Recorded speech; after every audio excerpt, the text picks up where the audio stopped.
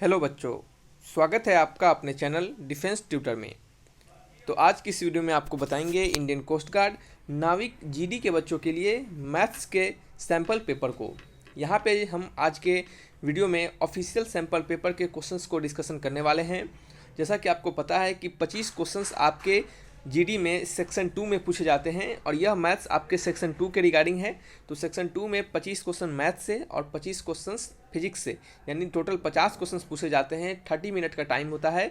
तो यहाँ पे हम सिर्फ 25 क्वेश्चंस मैथ्स के क्वेश्चंस को डिस्कशन करेंगे और नेक्स्ट वीडियो में हम आपके फिजिक्स के लिए भी क्वेश्चंस जो सैम्पल पेपर में दिए गए हैं उनके लिए भी वीडियो हम लाएंगे। ठीक है, तो आइए बढ़ते हैं इसमें। यहाँ पे पूरा कंप्लीट सॉल्यूशंस को दिया जाएगा और आपको बता दें कि एग्जामिनेशन में जाने से पहले इसे आप ज़रूर देख कर जाइएगा। इससे क्या होगा बच्चे, आपको कि पता चलेगा कि आखिर किस तरीके से हमारा क्वेश्चन आता है। और देखिए बच्चे, इस वीडियो में हम आपको ये भी बताएंगे कि हमने जो पढ़ाया है आपको मैथ्स के अलग अलग चैप्टर वाइज जो वीडियो दिए थे वहाँ पे, और हमने आपको कुछ प्रैक्टिस सेट दिए हैं वहाँ पे, क्या उसे ये मैच करता है या फिर नहीं करता है। तो आपको दिखाएंगे, ये देखिएगा, आपको लगभग मैच करता है हमारे क्वेश्चन, दिए गए क्वेश्चन से। बहुत सारे क्वेश्चन तो हमने सेम टू सेम करवाया भी है इससे पहले भी, और आपको दिखिएगा सेम टू सेम कंसेप्ट से ये मैच करता है। और लेवल भी वही है, लेवल कोई कमी नहीं है लेवल में, लेवल भी वही रहेगा। देखिएगा एक बार कैसा क्वेश्चन है और आपको अच्छे से समझते चलिएगा। तो आइए बढ़ते हैं क्वेश्चन की ओर। और क्वेश्चन बढ़ने से पहले आपसे रिक्वेस्ट रहेगा कि वीडियो अच्छा लगेगा बच्चे तो लाइक ज़रूर कीजिएगा और चैनल को भी सब्सक्राइब कीजिएगा। तो आइए नेक्स्ट क्वेश्चन, अपने पहले नंबर क्वेश्चन की ओर बढ़ते हैं। और उसमें बढ़ने से पहले आपको थोड़ा सा बता दें कि सेक्शन 2 में आपका ये मैथ्स का डिस्कशन होने वाला है। सेक्शन 2 के लिए यहाँ पे आपको मैक्सिमम मार्क्स 50 मार्क्स के क्वेश्चंस पूछे जाते हैं और टोटल 50 क्वेश्चंस ही पूछे जाते हैं, यानी एक क्वेश्चंस 1 मार्क्स को कैरी करता है और टोटल 30 मिनट होते हैं। तो यहाँ पे जो हम आपको क्वेश्चंस देंगे उसमें से सिर्फ 25 क्वेश्चंस देंगे, ना कि 50 क्वेश्चंस। 25 क्वेश्चंस मैथ्स के लिए बच्चे, 25 क्वेश्चन मैथ्स के लिए और 25 क्वेश्चंस आपके फिजिक्स के लिए। ठीक है, 25 question maths, 25 question physics. Instruction है हमारा कि they are total 50 question in this section. 50 question होंगे इस सेक्शन में, ऐसा आपके एग्जामिनेशन पेपर में लिखा गया होगा, उसी से आपको बता रहे हैं हम। और फिर लिखा गया होगा all questions have 4 choices out of which only 1 is correct. सभी क्वेश्चंस में 4 चॉइसेस होंगे जिनमें से सिर्फ एक ही करेक्ट होगा। There is no negative marking, बहुत बढ़िया पॉइंट है यहाँ पे कि there is no negative marking, कोई निगेटिव मार्किंग नहीं है। सो इसका मतलब आपको जो क्वेश्चंस आए फर्स्ट ऑफ ऑल उसे बना लें, और जो नहीं आए उसे भी टिक लगा कर आएँ। एकदम याद रखिए, उसे भी टिक लगा कर आएँ, ताकि हो सकता है उसमें से 2-3 भी सही हो जाए आपको, तो कुछ एक्स्ट्रा नंबर आपको मिल सकेगा। ठीक है, आइए नेक्स्ट क्वेश्चन, अपने पहले नंबर क्वेश्चन की ओर बढ़ते हैं। सैम्पल पेपर के अनुसार ये पहला क्वेश्चन है, सैम्पल पेपर में दिया गया हुआ है। इस क्वेश्चन में 2 तरीके से इस क्वेश्चन को पूछा जा सकता था, तो वो हम दोनों तरीका हम यहाँ पे आपको हम बता देंगे कि थोड़ा सा क्वेश्चन में सुधार करके भी बताएंगे आपको, और जैसा क्वेश्चन है उसके अनुसार भी बताएंगे। तो आइए हम क्या करने वाले हैं, इंटीग्रेशन करने वाले हैं। कहाँ से बच्चे, इंटीग्रेशन करने वाले हैं 0 से 1, 0 से 1 तक इंटीग्रेशन करने वाले हैं। किसका, 1 प्लस साइन x/2। और ऐसे क्वेश्चंस हमने आपको बताया है, जब हमने आपको सिखा रहा था, ट्रिग्नोमेट्री सिखाया था, तो वहाँ पे हमने इस टाइप के क्वेश्चंस बताया है। और आपको जब हमने बच्चे प्रैक्टिस सेट का क्वेश्चंस दिया है आपको, प्रैक्टिस सेट मैथ्स के प्रैक्टिस सेट, तो उसमें भी इस टाइप के क्वेश्चंस बताया है। वहाँ पे x/2 ना करके सिर्फ वहाँ पे x लिखा होगा या फिर 2x लिखा होगा, इस तरह करके। तो इस टाइप के क्वेश्चन मैंने बताया है, तो बच्चे आपको प्रॉब्लम इसमें नहीं होने चाहिए। फिर भी चलिए हम आपके लिए यहाँ पे हैं, हम आपको बताते हैं यहाँ पे भी, ताकि क्या आपका दोबारा रिवीजन हो सके। तो यहाँ पे क्या करने वाले हैं सिंपली, कि ऐसे क्वेश्चन जब भी आए तो आप सिंपली 0 से 1 लिमिट लिखिए और पहले इसको तोड़ने की कोशिश कीजिए। इसको कैसे तोड़ेंगे, देखिए 1 को क्या लिख सकते हैं, 1 को लिख सकते हैं बच्चे sine square x/4 plus cos square x/4। ठीक है, अब देखिए कैसे लिख सकते हैं हम, sine square theta plus cos square theta equal to 1 लिख सकते हैं। तो इस थीटा के जगह पे हम कुछ भी डाल दें, दोनों का सम का वैल्यू अभी भी 1 ही होगा। ठीक है, चलिए ये आपको समझ में आ गया। तो यहाँ पे हमने इसको इस तरह से लिखा और फिर प्लस का साइन देंगे, और ये जो हमारा साइन x/2 है इसको हम लिख सकते हैं बच्चे साइन 2 टाइम्स ऑफ x/4। कोई फ़र्क नहीं पड़ेगा, 2 से 2 कट जाएगा और फिर x/2 ही आ जाएगा, और साइन 2 टाइम्स ऑफ x/4 इसे हम लिख सकते हैं, इंटू क्या लिखेंगे, dx लिखेंगे। ठीक है, फिर इंटीग्रेशन 0 से 1, इंटीग्रेशन क्या होगा बच्चे, 0 से 1 होगा। फिर क्या लिखेंगे यहाँ पे, रूट अंडर, यहाँ पे लिखेंगे हम बच्चे sine square x/4 plus cos square x/4, फिर प्लस क्या लिखेंगे, और इसको हम साइन 2x के फॉर्मूला पे तोड़ देंगे। तो इसमें क्या लिख सकते हैं, 2 into sine x/4 into cos x/4। और आप सोचिएगा कि हमको इतना करना पड़ेगा क्या, देखिए ये जो आपको जो तोड़ के ये जो आ रहा है, ये आपको एक लाइन में लिखना होगा, एक लाइन में लिखना होगा। याद रखिए, इसको बच्चे को याद रहता है। ठीक है, ये बच्चे को याद रहता है। ठीक है, तो यहाँ से हम क्या करने वाले हैं, नेक्स्ट 0 से 1 लिखेंगे, और यहाँ पे लिखेंगे साइन एक्स बाई फोर का, ये देखिए a square plus b square plus 2ab है, तो ये क्या हो गया ए प्लस बी का होल स्क्वायर, और रूट अंडर लगा हुआ है पहले से, तो वो क्या हो जाएगा आपका रूट हट जाएगा, तो क्या हो जाएगा sine x by four plus cos x by four ये हो जाएगा, ठीक है, इंटू डी एक्स। आपका ये इसको तोड़िएगा तो ये आ जाएगा, ठीक है। कैसे आएगा, ये ए प्लस बी का होल स्क्वायर है अंदर और इसका पहले से रूट है, तो रूट से स्क्वायर कट जाएगा और सिंपली बाहर निकल जाएगा हमारा वैल्यू, ठीक है। अब इसलिए इसको इंटीग्रेट कर देते हैं, तो साइन एक्स बाई फोर का इंटीग्रेशन क्या होता है कॉस एक्स बाई फोर, और ये एक्स बाई फोर है तो इसको क्या करेंगे हम 1/4 से नीचे डिवाइड भी करेंगे, फिर प्लस लिखेंगे कॉस एक्स बाई फोर को लिख सकते हैं हम साइन एक्स बाई फोर, और इसे क्या लिख सकते हैं 1/4, ये कहाँ से 0 से 1 तक, ठीक है, 0 से 1 तक, ये 4 आपको ऊपर चला गया तो 4 बाहर आ गया, और ये हो गया आपका sine x by four minus times of cos x by four. अब देखिए यहाँ से बहुत बढ़िया चीज़ है, यहाँ से आपको क्वेश्चंस 2 मोड पे चला जाता है आपका क्वेश्चंस। चलिए इसको क्या करते हैं हम नेक्स्ट पेज में लिख लेते हैं, नेक्स्ट पेज में लिख लेते हैं 4 टाइम्स ऑफ साइन, क्या है बच्चे 4 times of sine x by four minus cos x by four, ठीक है, 0 से 1, ठीक है। जब 0 से 1 लिमिट रहेगा तो हमारा वैल्यू क्या होगा, देखिएगा ध्यानपूर्वक, साइन एक्स बाई फोर में क्या करेंगे साइन 1/4 माइनस ऑफ कॉस 1/4, ठीक है, माइनस, ठीक है। अब क्या करेंगे साइन 0 डालेंगे, साइन 0 क्या होता है बच्चे, साइन 0 0 होता है, पता है आपको कि साइन 0 क्या होगा बच्चे 0 ही होगा, ठीक है, तो साइन 0 0 हो गया, और कॉस 0 क्या होगा 1 होगा, ठीक है। तो हमारा वैल्यू क्या हो जाएगा 4 times of sine 1/4 minus cos 1/4 plus 1, ठीक है, ये हमारा वैल्यू आ गया। तो ये आपको ऑप्शन मैच नहीं कर रहा है, ये क्या बच्चे ऑप्शन में मैच कर रहा है क्या, तो देखिए बच्चे क्या ये ऑप्शन में मैच कर रहा है क्या, ऑप्शन में मैच नहीं कर रहा है, यानी क्या होगा आंसर हमारा नन ऑफ दीज हो जाएगा, ठीक है। ध्यान पूर्वक सुनिएगा, ये हमारा आंसर हो जाएगा नन ऑफ दीज, क्योंकि ये ऑप्शन में मैच नहीं कर रहा है। लेकिन बच्चे यहीं पे थोड़ा सा अगर चेंजिंग कर दिया जाए, यहीं पे थोड़ा सा इस लिमिट को, यहाँ के जो लिमिट है 0 से 1, इसको चेंजिंग कर दिया जाए। देखिए अगर यहीं पे आपका सॉल्यूशंस को थोड़ा सा चेंज करके लिखा जाए कि हमारा वैल्यू ये आ जाए, ठीक है, हमारा वैल्यू तो यही आएगा, हमारा वैल्यू यही आएगा sine x by four minus of cos x by four, और लेकिन यहाँ 0 से 1 ना देखे 0 से पाई दे दिया जाता, ऑप्शन में 0 से 1 ना देखे यहाँ पे बच्चे 0 से पाई दे दिया जाता लिमिट, तो आंसर हमारा क्या आता, ध्यानपूर्वक सुनिएगा, पहले में हमारा क्या आंसर आता 0 से 1 के कंडीशन में नन ऑफ दी जाता, लेकिन वहीं पे 0 से अगर पाई दिया रहता ऑप्शन में तो हमारा आंसर क्या आता, देखिएगा 4 times of sine pi by 4, ठीक है, यहाँ पे साइन पाई बाई 4 डाल देते हैं minus times of cos pi by 4 डाल देते हैं, और फिर क्या लिखते हैं साइन 0 का 0 और कॉस 0 का 1 हो जाएगा, ठीक है। और ये माइनस कैसे आया, क्योंकि हम लोग लिमिट डालते हैं तो पहले वाला लिमिट डालते हैं, फिर माइनस टाइम्स ऑफ दूसरे वाला लिमिट, लोअर लिमिट, ठीक है, तो उसी तरह से हमने किया है। तो ये साइन, ये आपका साइन क्या है 45 डिग्री कॉस 45 डिग्री, साइन 45 और कॉस 45 का वैल्यू सेम होता है, ये दोनों का वैल्यू कट जाएगा, और ये तो 0 ही है, तो ये क्या हो गया आपका 4 × 1 हो गया, तो क्या हो गया आंसर 4 होता, तो उस कंडीशन में हमारा आंसर क्या होता है, आंसर ऑप्शन नंबर सी हो जाता, ठीक है। कब, जब हमारा लिमिट 0 से पाई रहता, लेकिन जब लिमिट 0 से 1 है तो हमारा आंसर क्या होगा नन ऑफ दीज, क्योंकि इसमें से ये ऑप्शन मैच ही नहीं कर रहा है, ठीक है, समझ में आ गया। तो इन दोनों तरीके से 2 एस्पेक्ट से क्वेश्चंस पूछे जा सकते थे, तो दोनों हमने आपको सिखाया है। हो सकता है आपके एग्जामिनेशन में x/2 के जगह पे 2x लिख दे या फिर सिंपली x लिख दे, तो तरीका यही रहेगा, सिर्फ आपका यहाँ x/4 जो है ये सब आपका वैल्यू चेंज होता रहेगा, ठीक है। चलिए नेक्स्ट क्वेश्चन में बात करेंगे the area bounded by the parabola. और देखिए बच्चे कोई भी क्वेश्चन में प्रॉब्लम होता है तो आप हमें बताइएगा, ये हम एक बच्चे के कहने के अनुसार आपका सैम्पल पेपर ही पहले डाल दे रहे हैं, बाद में सोचे प्रैक्टिस सेट डालेंगे ताकि आपका बच्चे का इंटेंशन और बढ़े उस पर, ठीक है। चलिए नेक्स्ट क्वेश्चन हमारा कि द एरिया ऑफ पैराबोला, क्या है बच्चे, the area bounded by the parabola x = 4 - y² and y axis, the area bounded by the parabola x = 4 - y² and y axis in square unit is, ठीक है। कहा जा रहा है कि आपको एरिया बताना है इस पैराबोला के द्वारा और इस वाई एक्सिस के द्वारा जो बाउंडेड होता है उसका, ठीक है, आपको स्क्वायर यूनिट में, तो एरिया तो हमेशा स्क्वायर यूनिट में ही आएगा, तो ये तो कहने वाली बात है, इसको छोड़ दीजिए।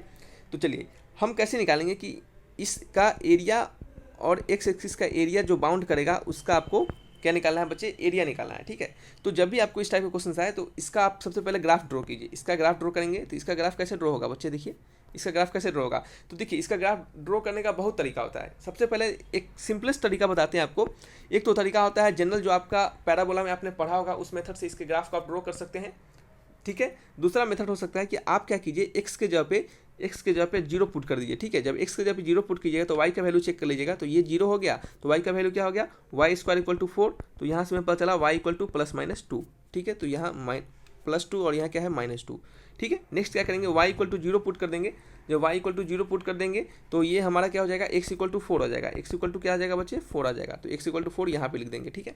और आपको पैराबोला खींचना है तो अब हम कैसे करेंगे, इस तरह से मिला देंगे, ठीक है। यही हमारा क्या हो जाएगा, इस पूरे जो हमारे इक्वेशन है इसका ग्राफ हो जाएगा। और दूसरा तरीका क्या मेथड हो सकता है, दूसरा मेथड हो सकता है कि आपको पता है कि Y square equal to 4ax का ग्राफ कैसा होता है, Y square equal to 4x का ग्राफ इस तरह से होता है, ठीक है। सिमिलरली फिर वाई स्क्वायर इक्वल टू जब -4x रहता है तो ग्राफ किस तरह से हो जाता है, इस तरह से ग्राफ हो जाता है। और जब क्या है वाई स्क्वायर इक्वल टू, इसको हम कैसे लिख सकते हैं, थोड़ा सुधार के लिखिए, y square equal to minus times of x minus 4, ठीक है, इस तरह से लिख सकते हैं। तो ये क्या है 4 टाइम्स एक्स्ट्रा है, 4 टाइम्स एक्स्ट्रा है, तो अब हमारा ग्राफ कैसा हो जाएगा, अब हमारा ग्राफ थोड़ा सा और आगे से बढ़ के चला जाएगा। तो ग्राफ हमारा यही होगा इस तरीके से। तो आप पैराबोला के ग्राफ से कंपेयर करके भी इसका ग्राफ बना सकते हैं। तो ये दूसरा तरीका हो गया ग्राफ बनाने का। तो किसी भी तरीके से ग्राफ बनाए, दोनों तरीके से ग्राफ वही आने वाला है, ठीक है। चलिए ये हमने ग्राफ को खींच लिया और हमें बताना है वाई एक्सिस और इस पैराबोला के बीच में बाउंडेड हुआ एरिया का आपको वैल्यू बताना है। तो यही एरिया है ना, इसके बीच का बाउंडेड हुआ यही एरिया है, इसका वैल्यू हमको बताना है। तो चलिए इसका वैल्यू हम कैसे फाइंड करेंगे, इसको इरेज कर देते हैं। देखिएगा कैसे फाइंड करेंगे इसका एरिया हम। तो एरिया फाइंड करने वाले हम किसका एरिया फाइंड करने वाले हैं, इस दोनों इसके बीच का एरिया, ठीक है। तो कैसे फाइंड करेंगे इसके बीच का एरिया, तो इसके बीच का एरिया फाइंड करने के लिए सबसे पहले क्या करते हैं बच्चे, हम इसको हम अगर 0 से 4 तक इंटीग्रेट कर देते हैं। क्या करते हैं बच्चे, 0 से 4 तक इंटीग्रेट कर देते हैं, ठीक है। और x के टर्म में जैसे मान लेते हैं, यहाँ से हम क्या करते हैं x का वैल्यू निकाल लेते हैं। तो वाई स्क्वायर इक्वल टू क्या हो गया बच्चे 4 माइनस एक्स, और y का वैल्यू क्या हो गया √4 माइनस एक्स, ठीक है। तो एरिया निकालने के लिए क्या करते हैं, एरिया निकालने के लिए हम करते हैं इंटीग्रेशन कर देते हैं किसका, 0 से 4 तक √4 minus x into d x का, ठीक है। और ये एक एरिया यहाँ है और दूसरा एरिया यहाँ है, तो हम क्या करते हैं इसको 2 से मल्टीप्लाई कर देते हैं। हमने 1 का निकाला है तो 2 हमने निकालना है, तो क्या करेंगे 2 से उसको मल्टीप्लाई कर देंगे, ठीक है। चलिए ये आपको समझ में आ गया, इसको इरेज कर देते हैं। चलिए अब क्या करने वाले हम, अब इसको हम सिंपली इंटीग्रेट कर देंगे। क्या करेंगे, सिंपली इंटीग्रेट कर देंगे। तो इंटीग्रेशन करते हैं तो ये 4 माइनस एक्स पे पावर क्या हो गया 3/2 हो गया, और नीचे क्या हो गया 3/2 हो गया। इसका इंटीग्रेशन 0 से 4 है और पहले से 2 लगा हुआ है, ठीक है। ये इसका इंटीग्रेशन हुआ। तो अब पुट करेंगे सिंपली, जब 4 पुट करेंगे तो 4 माइनस 4 क्या हो जाएगा 0 हो जाएगा, और ये आपका ऊपर हो जाएगा 4/3, इधर तो हो ही जाएगा, और ये आपका 4 पुट करेंगे तो 0 हो जाएगा, और जब 0 पुट करेंगे तो 4 पे पावर 3/2 हो जाएगा, ठीक है। तो ये आपका क्या हो गया, एक सेकेंड गलती हमने लिख दिया है थोड़ा सा, ये 3 होगा, ठीक है, 4/3 होगा। अब क्या करने वाले हैं, अब हम करने वाले हैं कि 4 3/2 है, तो 4 को क्या लिख सकते हैं 2 का स्क्वायर, इसको 2 का स्क्वायर लिख देंगे तो 2 से 2 कट जाएगा, तो क्या होगा 2 पे पावर 3, तो 4/3 इंटू 2 पे पावर 3, तो 4 2 2 जा 4 2 जा 8, 8 इंटू 4/3, तो 8 4 जा 32/3, क्या होगा 32/3। ऑप्शन मैच कीजिए 32/3 ऑप्शन नंबर बी। समझ रहे हैं, सिंपल सा क्वेश्चन था। देखिए आपको जितना ज़्यादा क्वेश्चंस प्रैक्टिस कीजिएगा उतना ही ज़्यादा आप अच्छे तरीके से सीख पाइएगा। ये सैम्पल पेपर आपने बनाया और इस बनाने के आधार पे हम आपको और भी बहुत सारे प्रैक्टिस सेट देंगे, उसको आप रिवाइज कीजिएगा, उसको बनाइएगा, और खुद से भी कहीं से आपको क्वेश्चंस लगता है तो वहाँ से भी आप बनाते चलिएगा, ठीक है। चलिए समझ में आ गया होगा क्वेश्चंस। नेक्स्ट है आपका the general solution of differential equation y into d x minus x into d y upon y equal to 0। इसके आपको जनरल सोल्यूशन बताना है। जनरल सोल्यूशन कहने का मतलब सिंपली आपको इसका सोल्यूशन बता देना है कि इसका सोल्यूशन क्या आएगा। तो चलिए हम देखते हैं इसका सोल्यूशन क्या आएगा।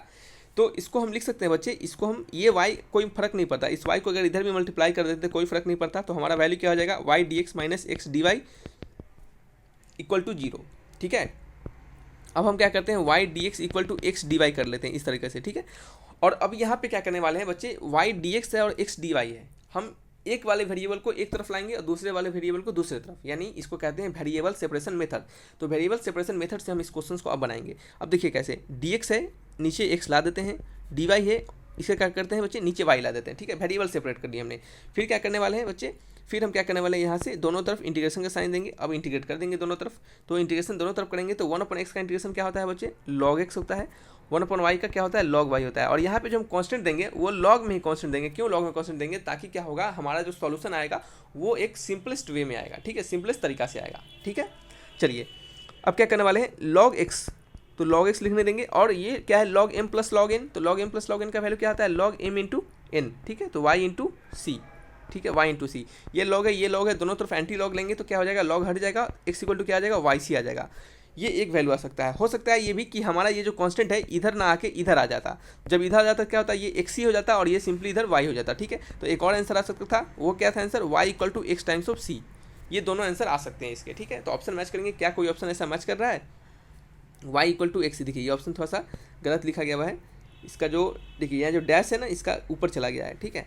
तो ये क्या हो गया हमारा ऑप्शन नंबर सी हो गया, यानी y equal to c into x, या फिर एक्स इंटू सी कुछ भी है, ठीक है, एक ही चीज़ हो दोनों बात, x equal to y c, y equal to x c, दोनों एक ही चीज़ हो गए, ठीक है। और यहीं से आपसे पूछ देता कि बच्चे बताइए कि ये जो हमारा डिफरेंशियल इक्वेशन है ये किस हमारे ग्राफ को बताता है, यानी कैसे आपके फंक्शंस को बताता है। तो ये क्या है, स्ट्रेट लाइन है। क्या है, कैसा ग्राफ है, ये स्ट्रेट लाइन ग्राफ है, ठीक है। y equal to m x type का ग्राफ है, तो कैसा होता है y equal to m x type का ग्राफ, स्ट्रेट लाइन। वैसा स्ट्रेट लाइन जो कहाँ से, ओरिजिन से पास करता हो, ठीक है। ऐसा भी क्वेश्चन पूछा जा सकता था थोड़ा सा डिफरेंट वे में, ठीक है। चलिए, जैसे जैसे क्वेश्चन बन सकते हैं उसको भी हम आपको बताते चल रहे हैं ताकि क्या हो, आपको परेशानी ना हो।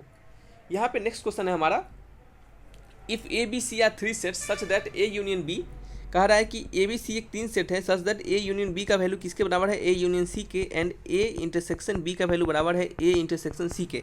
तो आपको बताना है कि इस दिए हुए ऑप्शन में से कौन सा ऑप्शन हमारा सही है। क्या ए बी बराबर सी है, क्या ए बराबर सी है, या फिर क्या ए बी सी तीनों आपस में बराबर है, या फिर नन ऑफ दीज, ठीक है। तो देखिए, इस क्वेश्चन को बनाने के एक लंबे से प्रोसेस है, तो उतना प्रोसेस हम आपको नहीं बताएंगे यहाँ पे, नहीं तो क्या हो जाएगा बच्चे, आपको वीडियो बड़ा हो जाएगा। अगर आपको चाहिए होगा कि हाँ सर इसका प्रोसेस बताइए, तो सिर्फ एक वीडियो में हम आपको इसके प्रोसेस बता देंगे, ठीक है। थोड़ा सा 2-3 मिनट लगेगा, उसको बता देंगे, ठीक है। चलिए, सिंपल आपको यहाँ पे एक अप्रोच बताते हैं, उस अप्रोच से चलिएगा, आपको खुद का क्वेश्चन का आंसर आ जाएगा। कि देखिए, ए यूनियन बी कहने का मतलब क्या होता है, ए यूनियन बी कहने का मतलब होता है कि ऐसा सेट जिसमें क्या हो, टोटल ए वाला हो और कॉमा टोटल बी वाला हो, यानी ऐसा सेट जिसमें ए वाला हो और टोटल बी वाला हो, ठीक है। ए यूनियन सी कहने का मतलब ऐसा सेट जिसमें ए वाला हो और सी वाला हो, ठीक है। तो ये हमारा और ये हमारा आपस में बराबर है, ऐसा कहा जा रहा है क्वेश्चन में कि ये दोनों आपस में जब बराबर है तो ए तो हमारा बराबर है, ए हमारा बराबर है, दोनों में ए है। तो ऐसा बराबर तभी हो सकता है जब हमारा बी सी के बराबर होगा, ऐसा हमारा बराबर तभी हो सकता है जब हमारा बी सी के बराबर होगा। तो यहाँ से हमें क्या निष्कर्ष निकलता है कि बी इक्वल टू सी होगा, तभी हमारा ए यूनियन बी और ए यूनियन सी आपस में बराबर होंगे, ठीक है। चलिए, इससे क्या निष्कर्ष निकलता है इसको थोड़ा सा समझ ले। थोड़ा सा नेक्स्ट पेज ले लेते हैं, और यहाँ पे हम आपको बताएंगे कि A intersection B equal to A क्या है बच्चे, इंटरसेक्शन सी। देखिए, ए इंटरसेक्शन सी हमें क्या देता है, ए इंटरसेक्शन सी हमें देता है कि जो ऐसा हो, ऐसा बड़ी हो हमारे इसके अंदर ऐसा फंक्शन होगा, सॉरी ऐसा सेट होगा जिसमें क्या होगा, ए और सी का कॉमन पार्ट, ए और सी का कॉमन पार्ट इसमें प्रेजेंट होगा, ए और सी का कॉमन पार्ट प्रेजेंट होगा, ठीक है। ए इंटरसेक्शन बी हमें क्या देगा कि ऐसा होगा बच्चे, इसमें हमारा क्या होगा, कॉमन पार्ट प्रेजेंट होगा किसका, ए एंड बी का। तो common part a and b के बीच प्रेजेंट होगा, common part a and c के बीच प्रेजेंट होगा। तो इससे आपको क्या कुछ नहीं निष्कर्ष निकल पा रहा है, इससे हमें कैसे नहीं निष्कर्ष निकल पा रहा है कि देखिए ये ए है और ये ए है, तो ऐसा बड़ी होगा कि ऐसा कुछ एलिमेंट होगा जो ए में भी होगा, ए में भी होगा, सी में भी होगा, बी में भी होगा। तो वो एलिमेंट तो सभी में आ जा रहे हैं, तो यहाँ से हम कुछ रिजल्ट की ओर फाइंड नहीं कर पा रहे, ठीक है। क्या कर रहे हैं बच्चे, कोई रिजल्ट हमें निकल नहीं पा रहा है, ठीक है, नो रिजल्ट फाउंड हो पा रहा है, ठीक है। तो यहाँ से हम इसको कोई निष्कर्ष निकाल नहीं सकते, लेकिन यहाँ से हमें एक निष्कर्ष निकला है कि बी बराबर हमारा सी है। तो ऑप्शन क्या लगाएंगे, सिंपली ऑप्शन लगाएंगे बी बराबर सी, ठीक है। तो क्या होगा आंसर हमारा, ऑप्शन नंबर ए, ठीक है। अब देखिए, इस क्वेश्चन को डिफरेंट तरीके से बनाया जा सकता था, इसको थोड़ा सा हम लेट कर सकते थे कि कुछ ऐसा फंक्शन मान लेते जो कि सी में है, तो वहाँ से हम इसको सपोज करके आगे हम बढ़ते सॉल्यूशंस को, तो वहाँ पे क्या हो जाता बच्चे सॉल्यूशंस थोड़ा बड़ा हो जाता है। और इस टाइप के क्वेश्चन हमने करवाया है आपके, जब हम आपको सेट रिलेशन फंक्शंस करवाए हैं तो इस टाइप के क्वेश्चन हमने वहाँ पर भी आपको बताया था, ठीक है।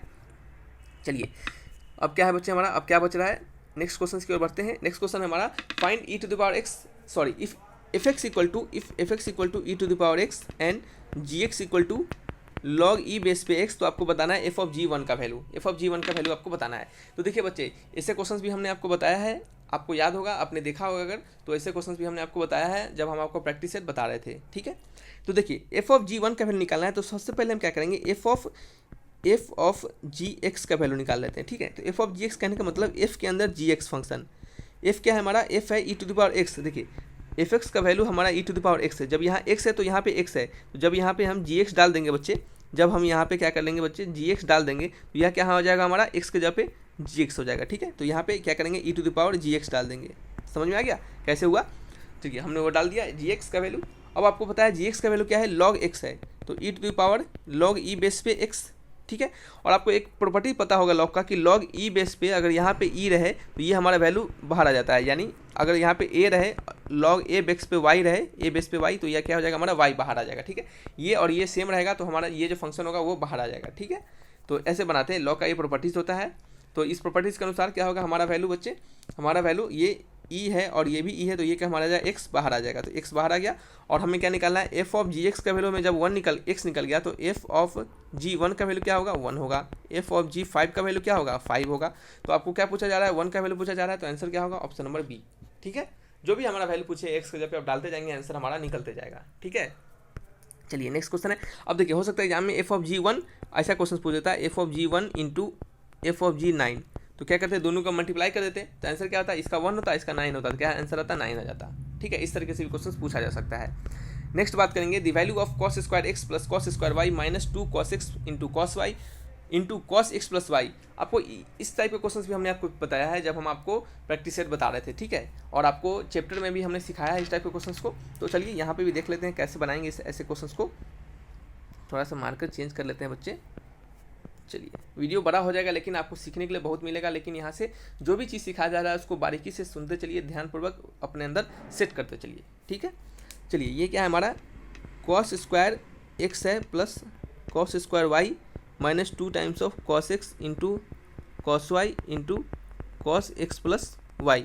ठीक है, तो चलिए इसको हम इस तरह रहने देंगे, कॉस स्क्वायर एक्स को कॉस स्क्वायर एक्स रहने देंगे, ये आपका कॉस स्क्वायर वाई हो गया, ये minus 2 times of cos x into cos y into क्या है आपका कॉस एक्स प्लस वाई। तो कॉस एक्स प्लस वाई का फॉर्मूला क्या होता है, cos x into cos y minus of sine x into sine y. ठीक है, माइनस टाइम्स लग के, समझ में आ रहा है। अब आपको क्या करना है, सिंपली मल्टीप्लाई कर देना है, cos square x plus cos square y minus इसको इससे मल्टीप्लाई करना है, फिर इसको इससे मल्टीप्लाई करना है। तो ये क्या होगा, मल्टीप्लाई करेंगे जब हम, तो जब मल्टीप्लाई करते हैं इसको तो हमारा वैल्यू आएगा कि 2 times of cos square x cos square y. ठीक है, फिर क्या आ जाएगा, माइनस माइनस प्लस आ जाएगा, 2 times of cos x into cos y into क्या है बच्चे आपका ये sine x into sine y. ठीक है, चलिए ये आपका वैल्यू हो गया। अब हम क्या करेंगे, नेक्स्ट पेज लेंगे, यहाँ पे आपको नहीं बन पाएगा, नेक्स्ट पेज लेंगे, वहाँ पे इसको सॉल्व करेंगे। ठीक है, देखिए cos square x plus cos square y, और ये जो हमारा वैल्यू है इसको हम क्या लिख सकते हैं, 2 टाइम्स है तो इसको हम अलग अलग करके लिख सकते हैं, तो minus times of cos square x into cos square y, फिर minus times of cos square x into cos square y, फिर क्या है हमारा बच्चे प्लस का साइन है, और जो है सो इसको यहीं पर रहने देते हैं, इसको हम अभी छेड़छाड़ नहीं करते, समझ लीजिए ये हमने इसको पूरा यहाँ पे उतार दिया। ठीक है, तो ये क्या हो गया आपका बच्चे, अब इसमें से कॉस स्क्वायर एक्स और कॉस स्क्वायर एक्स दो वैल्यू है तो एक में से एक एक कॉमन लेते हैं, तो कॉस स्क्वायर एक्स कॉमन लेंगे तो क्या हो जाएगा 1 माइनस कॉस स्क्वायर वाई हो जाएगा। ठीक है, इसमें से कॉमन लिया हमने कॉस स्क्वायर एक्स, फिर plus times of cos square y, और इसमें से कॉस स्क्वायर वाई कॉमन लेंगे तो क्या हो जाएगा cos square y into 1 minus cos क्या होगा बच्चे कॉस स्क्वायर एक्स। ठीक है, प्लस टाइम्स ऑफ जैसा है वैसा ही रह जाएगा। ठीक है, अब आपको दिख रहा होगा यहाँ पे कि ये किसका फॉर्मूला है, 1 माइनस कॉस स्क्वायर वाई किसका फॉर्मूला आता है, साइन स्क्वायर वाई का। तो यहाँ पे लिखेंगे हम cos square x into sine square y plus cos square y into sine square x. ठीक है, प्लस ये जो हमारा है वो। ठीक है, चलिए इसको थोड़ा सा यहाँ पे हम लिख लेते हैं क्योंकि अब हमें इसका काम आ गया। चलिए plus times of 2 into cos x into sine y into cos y into sine x. इसको हमने क्या किया बच्चे, थोड़ा सा सुधार कर लिख दिया। ठीक है, हमने क्या किया, इसको थोड़ा सा सुधार कर लिख दिया है। ठीक है, चलिए हमने लिख दिया इसको सुधार कर, और आपको अब दिख रहा होगा बच्चे, अब आपको आसानी से दिख रहा होगा कि ये क्या है कॉस, ये क्या है a square plus b square plus 2ab plus 2a और 2b। समझ रहे हैं, देखिए ये हो गया ए स्क्वायर, ये हो गया बी स्क्वायर, ये हो गया 2 और ये हो गया ए और ये हो गया बी, तो क्या हो गया ए प्लस बी का होल स्क्वायर। तो कॉस एक्स बच्चे क्या है इंटू में साइन वाई, ठीक है, plus cos y into sine x, और इसका क्या हो गया होल स्क्वायर हो गया। ठीक है, इसका क्या हो गया होल स्क्वायर हो गया, और ये आपको दिख रहा होगा किसका फॉर्मूला है, ये आपका साइन एक्स प्लस वाई का फॉर्मूला है। ठीक है, और इसका क्या है होल स्क्वायर, तो इसे हम लिख सकते हैं sine square x plus y. ठीक है, तो ऑप्शन मैच करेंगे sine square x plus y, option number b. देखिए बच्चे सिंपल क्वेश्चन है, क्वेश्चन बहुत ही आसान है, लेकिन थोड़ा सा इसमें तोड़ना है, इसको थोड़ा सा तोड़ना है, और तोड़िए तब भी पाइएगा जब आप जितना ज़्यादा प्रैक्टिस कर पाइएगा। ठीक है, जितना ज़्यादा प्रैक्टिस कर पाइएगा। ऐसे क्वेश्चन हमने आपको बताया भी है प्रैक्टिस सेट में, और यहाँ पे भी हम आपको दोबारा बता रहे हैं कि अब तो क्वेश्चन ऐसा गलत नहीं होना चाहिए, आपको हड़बड़ाना नहीं है। आपको जब भी क्वेश्चन पूछेगा सिंपल क्वेश्चन पूछेगा, लेकिन थोड़ा सा दिमाग लगाना होगा उसमें। ठीक है, चलिए समझ में आ गया क्वेश्चन। नेक्स्ट टाइप का क्वेश्चन, इस टाइप के क्वेश्चन भी हमने आपको सिखाया है, इस टाइप के क्वेश्चन भी एकदम सिखाया है, सेम टू सेम क्वेश्चन हमने सिखाया आपको। ठीक है, यहाँ पे कहा जा रहा है कि 1/1.2 प्लस 1/2.3 अप टू क्या है, यहाँ तक आपको इसके सम का वैल्यू बताना है। जब भी इस टाइप के क्वेश्चन पूछा जाए तो आप सिंपली लिखिएगा समेशन ऑफ r = 1 से n, और आपका जो भी nवा टर्म होगा उसको यहाँ पे लिखिएगा। ठीक है, 1/n × n + 1। ये आपका हमने लिखा, ठीक है, ये हमने लिखा। फिर क्या करेंगे हम, इसको थोड़ा सा तोड़ने की कोशिश करेंगे। देखिए कैसे तोड़ेंगे, summation of r equal to 1 से n हो गया, और इसे हम लिख सकते हैं बच्चे n+1 minus n upon n into n+1। कोई फर्क नहीं पड़ेगा, ये n से n कट जाएगा, हमारा ऊपर वैल्यू 1 ही रहेगा, ठीक है। चलिए अब इसे लिखेंगे हम, summation of r equal to 1 से n हो जाएगा हमारा, और ये हो जाएगा आपका। अब अलग अलग डिवाइड कर देंगे, सबको अलग अलग सेपरेटली डिवाइड करेंगे, तो ये n+1 और ये n+1 कट जाएगा, तो ये क्या हो जाएगा हमारा 1 अपॉन n आ जाएगा, और ये क्या हो जाएगा माइनस, ये n से ये n कट जाएगा, तो क्या हो जाएगा आपका माइनस टाइम्स 1 अपॉन n+1 हो जाएगा, ठीक है। समझ में आ रहा है। देखिए यहाँ पे एक्चुअल में n+1 नहीं रहने देते हैं, यहाँ पे हमने जब इसको r में चेंज कर दिया है, तो यहाँ पे क्या करेंगे r डाल देंगे, ठीक है। तो ये क्या होगा बच्चे, r into r+1 minus r upon r into r+1, और ये क्या है आपका बच्चे 1 अपॉन r हो जाएगा minus times of 1 upon r+1 हो जाएगा, ठीक है। अब चलिए नेक्स्ट हम क्या करने वाले हैं, अब हम हमारे जो वैल्यू है, r का वैल्यू 1 और r का वैल्यू अप टू n तक, तो सबसे पहले r का वैल्यू पुट करेंगे, तो क्या होगा 1 अपॉन 1 माइनस 1 अपॉन 1+1 2 हो गया, ठीक है। फिर प्लस यहाँ पे लिखते हैं, ठीक है, यहाँ पे लिखते हैं प्लस। फिर क्या हो गया, r का वैल्यू जब 2 पुट करेंगे तो 1 अपॉन 2 माइनस 1 अपॉन 3, फिर प्लस 2 पुट, फिर प्लस पुट करेंगे, फिर क्या होगा r का वैल्यू 3 पुट करेंगे तो 1 अपॉन 3 माइनस 1 अपॉन 4, ठीक है। अप टू कहाँ तक, इस तरह आगे जाएगा। और यहाँ पे क्या होगा लास्ट में जब हम n पुट करेंगे तो 1 upon n minus 1 upon n+1, ठीक है, 1 upon n minus 1 upon n+1। समझ में आ रहा है। सिंपली हमने कुछ नहीं किया, इसको सॉल्व किया इस तरह से अलग अलग। आपको जब भी इस टाइप के क्वेश्चन आए तो आपको उसको क्या कीजिए, 2 टर्म में तोड़ लीजिए। दोनों टर्म में तोड़ने के बाद उसको आप क्या कीजिए, अब वैल्यू पुट कीजिए और देखिएगा कुछ आपको वैल्यू कटेगा। देखिए यहाँ पे देखिए दिख रहा होगा कि 1/2 1/3 1/4 कट जाएगा। इसी तरह आगे वाले वैल्यू से 1/n कट जाएगा, तो बच क्या जाएगा हमारा 1 अपॉन 1 माइनस 1 अपॉन n+1, ठीक है। तो 1 माइनस 1 अपॉन n+1 हमारा बच जाएगा। तो ये क्या हो जाएगा n+1 माइनस 1 अपॉन n+1, 1 से 1 कट गया, तो वैल्यू क्या आएगा n अपॉन n+1, क्या होगा n अपॉन n+1, यानी ऑप्शन नंबर बी। समझ रहे हैं, सिंपल क्वेश्चन है। इस टाइप का क्वेश्चन हमने पहले से भी बता रखा है, उसे भी जाकर देखिए और यहाँ से भी सीखिए, ठीक है। चलिए नेक्स्ट क्वेश्चन से बात करेंगे। If z lies on mod of z equal to 1 then 2 upon z lies on. कहा जा रहा है कि z जो है वो mod of z equal to 1 में लाई करता है, तो आपको 2 अपॉन z कहाँ पे लाई करेगा। तो देखिए बच्चे, आपको सबसे पहले तो ये कंसेप्ट पता होना चाहिए कि mod of z equal to 1 हमें क्या बताता है। Mod of z equal to 1 हमें बताता है बच्चे इक्वेशन ऑफ सर्किल, CIRCLE, ठीक है, सर्कल, इक्वेशन ऑफ सर्किल हमें बताता है, ठीक है। तो हमको क्या कहा जा रहा है कि z जो हमारा वो mod of z equal to 1 पे लाई कर रहा है, तो ये आपका कहाँ पे लाई करेगा, क्या सर्किल पे लाई करेगा, इलिप्स पे, स्ट्रेट लाइन पे, नॉन ऑफ दीज, इनमें से कोई नहीं। देखिए कैसे बनाते हैं, 2 अपॉन z को क्या करते हैं बच्चे, हम टी लेट कर लेते हैं। 2 अपॉन z को क्या करते हैं बच्चे, हम टी लेट कर लेते हैं थोड़ी देर के लिए। तो दोनों तरफ मॉड अगर डाल देंगे तो 2 अपॉन z का मॉड इक्वल टू टी का मॉड, ठीक है। तो ये 2 का मॉड हो गया, और ये क्या हो गया बच्चे, अब देखिए इसको हम क्या लिख सकते हैं बच्चे, इसको हम क्या लिख सकते हैं, आपको पता है कि a अपॉन b इसका मॉड रहता है, तो आप अलग अलग कर सकते हैं, ठीक है। प्रॉपर्टीज होता है मॉड का, उसको आप अलग अलग कर सकते हैं। तो ये 2 है, तो 2 का मॉड ऊपर हो गया, क्या हो बच्चे, 2 का मॉड ऊपर हो गया, अपॉन क्या लिख सकते हैं, z का मॉड इक्वल टू t का मॉड, z का मॉड इक्वल टू बच्चे t का मॉड। और z का मॉड किसके वैल्यू के बराबर है, z का मॉड का वैल्यू 1 के बराबर है, ठीक है। तो यहाँ से हमें क्या पता चला, t का मॉड इक्वल टू क्या है, 2 का मॉड अपॉन 1, और 2 का मॉड एक खुद में न्यूमेरिकल वैल्यू होती है, इसका मॉड का कोई फर्क पड़ता नहीं है, तो इससे हम सिंपली 2 लिख सकते हैं। तो टी का मॉड इक्वल टू किसके बराबर हो गया, 2 के बराबर हो गया। और ये हमें फिर से क्या बता रहा है, ये हमें फिर से एक इक्वेशन ऑफ सर्किल बता रहा है। तो कहाँ पे लाई करेगा, एक सर्किल पे लाई करेगा। जब भी z mod of z equal to 1 रहे, 5 रहे, 2 रहे, 6 रहे, 9 रहे, एनीथिंग रहे, आपको वो हमेशा इक्वेशन ऑफ सर्किल को हमें बताता है। क्या बताता है, इक्वेशन ऑफ सर्किल को बताता है। कैसे बताता है, देखिए जेड के जगह पे जब x प्लस आई वाई डालिएगा और इसका जब मॉड निकालिएगा, तो ये क्या हो जाएगा आपका √x² प्लस y²। तो यहाँ पे डाल देते हैं हम, चलिए देखिए कैसे आपको कहाँ से सर्किल आ जाता है उसको समझा दे। तो ये क्या हो गया, √x² प्लस y², तो √x² plus y² equal to 1 गया। जब दोनों साइड स्क्वायरिंग कीजिएगा तो x² plus y² equal to 1। ये क्या है आपका जनरल इक्वेशन ऑफ सर्किल है, सॉरी सर्किल का इक्वेशन है, वैसे सर्किल का इक्वेशन है जिसका सेंटर क्या है 0 0 है, ठीक है। तो इसी तरह ये भी आपका क्या है, एक सर्किल का इक्वेशन ही आएगा, ठीक है। चलिए नेक्स्ट बात करेंगे। 4 डाइसेस आर रोल्ड, 4 डाइस को क्या किया जाता है बच्चे, रोल किया जा रहा है, फेंका जा रहा है। तो आपको कहा जा रहा है कि the number of possible outcomes, कितने नंबर ऑफ पॉसिबल आउटकम्स हो सकते हैं इन विच एटलीस्ट 1 डाइस सो 2, क्या हो जिसमें कि कम से कम एक डाइस जो होंगे क्या होंगे बच्चे, आपको 2 दिखाना चाहिए। यानी 4 हम डाइस को फेंक रहे हैं, छक्का को फेंक रहे हैं, छक्का में कितने फेसेस होते हैं, 6 फेसेस होते हैं। तो जब 4 हम डाइस को फेंक रहे हैं तो हमें ऐसा कितना पॉसिबल आउटकम्स हो सकता है जिसमें कम से कम एक बार 2 तो आना ही चाहिए। कम से कम एक बार यानी एटलीस्ट 1, कम से कम एक बार यानी एक से ज़्यादा बार भी आ सकता है। तो क्या होना चाहिए बच्चे, कम से कम एक बार आना चाहिए और एक बार से ज़्यादा भी बार आ सकता है। एटलीस्ट 1 कहने का मतलब ये होता है कि एक बार तो आ ही आए, लेकिन एक बार से ज़्यादा भी आ सकता है, ठीक है, उसमें कोई दिक्कत नहीं है।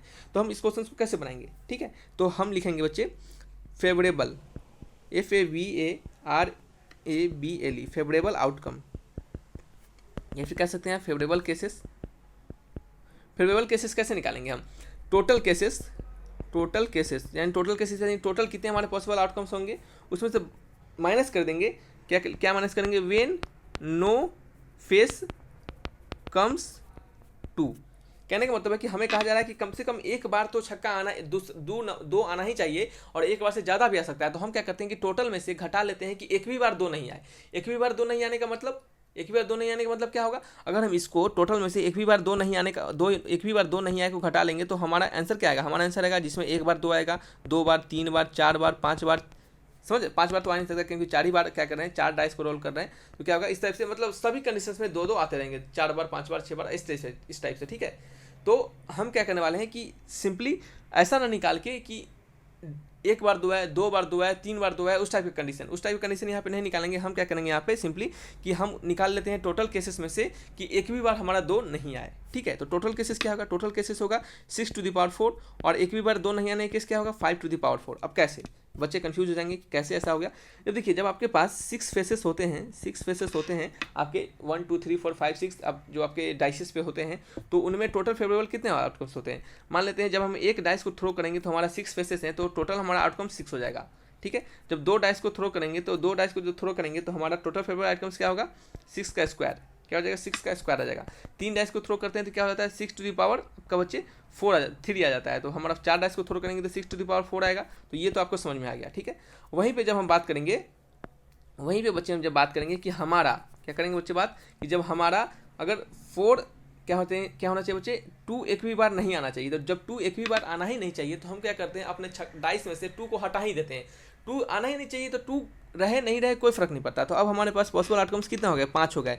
तो इस पॉसिबल आउटकम्स में से जब हम एक डाइस थ्रो करेंगे, अब आपको बोलेंगे कि 2 नहीं आना चाहिए एक भी बार, तो हमारा पॉसिबल आउटकम्स कितना आएगा? 5 आएगा। या तो 1 आएगा, 5 आने का मतलब क्या है? या तो 1 आएगा, या 3, या फिर 4, या फिर 5, या फिर 6, इन्हीं में से कोई आएगा। 2 तो आएगा नहीं, तो हमारा आउटकम्स कितना हो गया? 5 हो गया। ठीक है, और वहीं पे जब बात करेंगे कि कहा जाए किसी तरह 4 डाइस को फेंकना है तो हमारा टोटल आउटकम्स कितना होगा? जब आपका 2 नहीं आना चाहिए तो क्या होगा? 2 हट चुका है तो क्या होगा? 5 पे पावर 4 आ जाएगा। तो यही 5 पे पावर 4 हमने लिखा है। ठीक है, जब आप इसे सॉल्व कीजिएगा, इसे सॉल्व करने के बाद आपका क्या वैल्यू आएगा बच्चे? इसे सॉल्व करने के बाद एक सेकंड रुक जाइए। चलिए ठीक है, इसको हमने सॉल्व किया तो इसका वैल्यू कितना आ रहा है? 671। ऑप्शन मैच कीजिए, ऑप्शन नंबर बी। समझ में आ रहा है आपको? देखिए, ऐसे बनाने सिंपल क्वेश्चन था, इसको थोड़ा सा दिमाग लगा देना था कि टोटल केस में से ऐसा केस घटा देंगे जिसमें एक भी बार दो नहीं आएगा, तो हमें पता चल जाएगा कि एक बार दो आया, 2 बार दो आया, 3 बार दो आया। समझ रहे हैं? चलिए नेक्स्ट क्वेश्चन है हमारा, if the third terms in the binomial expansion, अगर तीसरा टर्म जो बाइनोमियल एक्सपेंशन है हमारा 1 + x to the power m में, वो क्या है बच्चे? -1/8 इंटू एक्स स्क्वायर है, तो then the value of m, आपको m का वैल्यू बताना है। तो जब हमको बाइनोमियल एक्सपेंशन बता रहे थे, चलिए बच्चे, तो क्या बता रहे थे हम आपको कि ये जब हम आपको बाइनोमियल थ्योरम पढ़ाए थे तो उस समय भी हमने इस क्वेश्चन को बताया था। ठीक है, तो चलिए यहाँ पे भी आपको बता देते हैं कि इस टाइप के क्वेश्चन, बहुत सारे क्वेश्चन हमने करवाए हैं आपके बाइनोमियल थ्योरम में, तो जाके आप वहाँ पे जरूर देखिएगा। यहाँ पे क्वेश्चन कहा जा रहा है कि 1 + x to the power m के बाइनोमियल एक्सपेंशन में जो थर्ड टर्म है वो इसके बराबर है, तो आपको m का वैल्यू बताना है। तो थर्ड टर्म हम कैसे निकालेंगे? बाइनोमियल एक्सपेंशन में जो हमारा थर्ड टर्म निकालना है, तो वो थर्ड टर्म हम कैसे निकालेंगे बच्चे? तो वो थर्ड टर्म हम निकालेंगे टी थर्ड को हम क्या लिख सकते हैं? TR+1, यानी सॉरी, इसको 2 लिख सकते हैं। ठीक है, और 2+1 को कैसे लिखते हैं? NC क्या लिख सकते हैं बच्चे? NC, n का वैल्यू क्या है? यहाँ पे m है, तो क्या लिखेंगे? MC, क्या लिखेंगे बच्चे? MCR, यहाँ पे r का वैल्यू 2 है, तो MCR इंटू क्या लिखेंगे बच्चे? 1 to the power m - r into x to the power r। ठीक है, x to the power r, तो r का वैल्यू क्या है? 2 है, तो r का वैल्यू क्या करेंगे? 2 डाल देंगे हर जगह। तो 2 हो गया यहाँ भी, और यहाँ भी क्या हो गया? 2 हो गया, m - 2 हो गया। ठीक है, चलिए ये आपको समझ में आ गया कि हमारा जो थर्ड टर्म होगा वो ये होगा। ठीक है, तो MC2 किसके बराबर है? Sorry, MC2 into x square, ये किसके बराबर है? -1/8 इंटू एक्स स्क्वायर के बराबर है। एक्स स्क्वायर से एक्स स्क्वायर कट गया, तो ये हो गया MC2 = -1/8 हो गया। और MC2 को क्या लिख सकते हैं? m फैक्टोरियल अपॉन m - 2 का फैक्टोरियल इंटू 2 का फैक्टोरियल। और देखिए, ये आपको समझने में अगर थोड़ा सा प्रॉब्लम हो रहा होगा तो आप बाइनोमियल थ्योरम का लेक्चर जाके देखिएगा, वहाँ से आपको और अच्छे से क्लियर हो जाएगा। ठीक है, चलिए यहाँ पे हम क्या करने वाले हैं? अब हम इसको बराबर करेंगे -1/8 के। चलिए, ये हो गया आपका m into m - 1 into m - 2 upon क्या है? m - 2 का फैक्टोरियल अपॉन m - 2 का फैक्टोरियल इंटू क्या है बच्चे? 2 का फैक्टोरियल। ठीक है, ये क्या है? -1/8 के बराबर। ये -2 का फैक्टोरियल m - 2 के फैक्टोरियल से कट जाएगा, और ये क्या हो जाएगा बच्चे? 2 का टाइम्स 4 से कट जाएगा, और ये क्या हो जाएगा? m into m - 1 equal to क्या होगा बच्चे? आपका -1/4 होगा। m into m minus one किसके बराबर हो जाएगा बच्चे, आपका -1/4 के बराबर हो जाएगा। ठीक है, तो बस आपको क्या कीजिए, इसको मल्टीप्लाई कर लीजिए, m स्क्वायर माइनस एम और प्लस 1/4 इक्वल टू 0।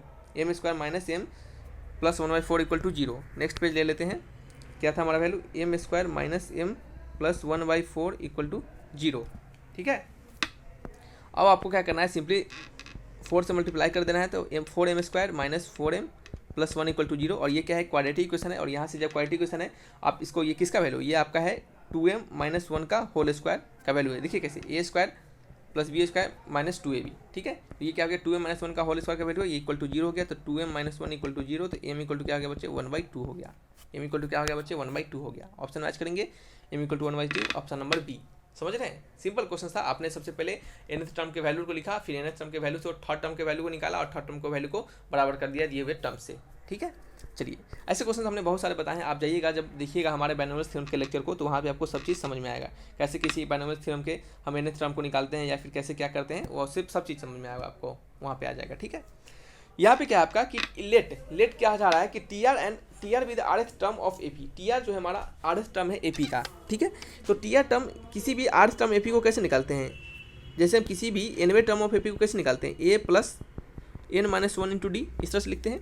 ठीक है, तो चलिए बच्चे, सॉरी फॉर डिस्टर्बेंस, तो क्या है कि टी को हम a plus n minus 1 into D लिखते हैं। तो क्वेश्चन में कहा जा रहा है कि हमारा कि ये सब बातें कही जा रही है, यहाँ पे कहा जा रहा है नेक्स्ट कि if for positive integer m, किसी पॉजिटिव इंटीजर m और n के लिए हमारा टीएम का वैल्यू 1/n दिया जा रहा है, टीएन का वैल्यू 1/m दिया जा रहा है, तो टीएमएन किसके इक्वल होगा। कहा जा रहा है सिंपली कि टीएम का वैल्यू हमें 1/m मिल रहा है एंड टीएन का वैल्यू हमें 1/n दिया जा रहा है। तो आपको बताना है कि टीएम इंटू एन का वैल्यू क्या होगा। ठीक है, तो सबसे पहले टीएम का वैल्यू को थोड़ा सा और अच्छे से लिखे, तो टीएम को हम क्या लिख सकते हैं, टीएम को लिख सकते हैं बच्चे हम a plus m minus 1 into d equal to 1/m। ठीक है, अब देखिए कैसे हमने ऐसा लिखा इसको कि जब हम टीएन को लिख सकते हैं n माइनस 1 इंटू डी, तो m वाला टर्म रहेगा तो क्या लिखेंगे m minus 1 into D simply. उसी तरह हम नेक्स्ट क्या लिखने वाले हैं, टीएन वाले टर्म को, यानी a plus n minus 1 into d equal to क्या हो गया, 1/n हो गया। ठीक है, हम क्या करने वाले हैं, यहाँ से कॉमन रेशियो निकालने के लिए, सिंपली यहाँ से कॉमन रेशियो निकालने के लिए क्या करेंगे, हम इसको सब्ट्रैक्ट कर देंगे, इसमें से इसको सब्ट्रैक्ट कर देंगे। ठीक है, तो देखिए कैसे सब्ट्रैक्ट करते हैं, यहाँ पे हम लिखते हैं 1/n minus 1/m equal to क्या हो गया, a plus n minus 1 into D minus times of a plus minus हो गया। देखिए ऐसे करते हैं, a plus m minus 1 into D. ठीक है, ये हो गया आपका 1/, ये आपका हो गया m minus n upon m into n. ये हमने इसको क्या कर दिया बच्चे, सिंप्लीफाई कर दिया। ये हो गया m plus n minus 1 into D minus times of a minus times of क्या हो गया, m माइनस 1 इंटू डी। ठीक है, m माइनस 1 इंटू डी, यहाँ पे नहीं लिख पा रहे हैं, जगह नहीं बच रहा है, कि minus times of m minus 1, चलिए यहाँ से नहीं लिखते हैं, नीचे लिख देते हैं इसको सबसे अच्छा, माइनस ये हो गया minus times of m minus 1 into क्या हो गया, डी हो गया। ठीक है, डी हो गया, नीचे लिख देते हैं यहाँ पे डी। ठीक है, चलिए ये a से a कट गया, और यहाँ से जब आपको d कॉमन लेंगे तो ये क्या हो जाएगा आपका n minus 1 minus m plus 1। ठीक है, ये 1 से 1 कट गया, और ये क्या हो गया, m minus n upon m into n. ठीक है, नेक्स्ट पेज ले लेते हैं हम थोड़ा सा, ये हो गया आपका क्या था, m minus n upon m into n था, इक्वल किसके बराबर था, इसके बराबर था d टाइम्स ऑफ किसके बराबर बच्चे, d times of n minus m। ठीक है, d times of n minus m। ठीक है, क्या है बच्चे, d times of n minus m के बराबर था।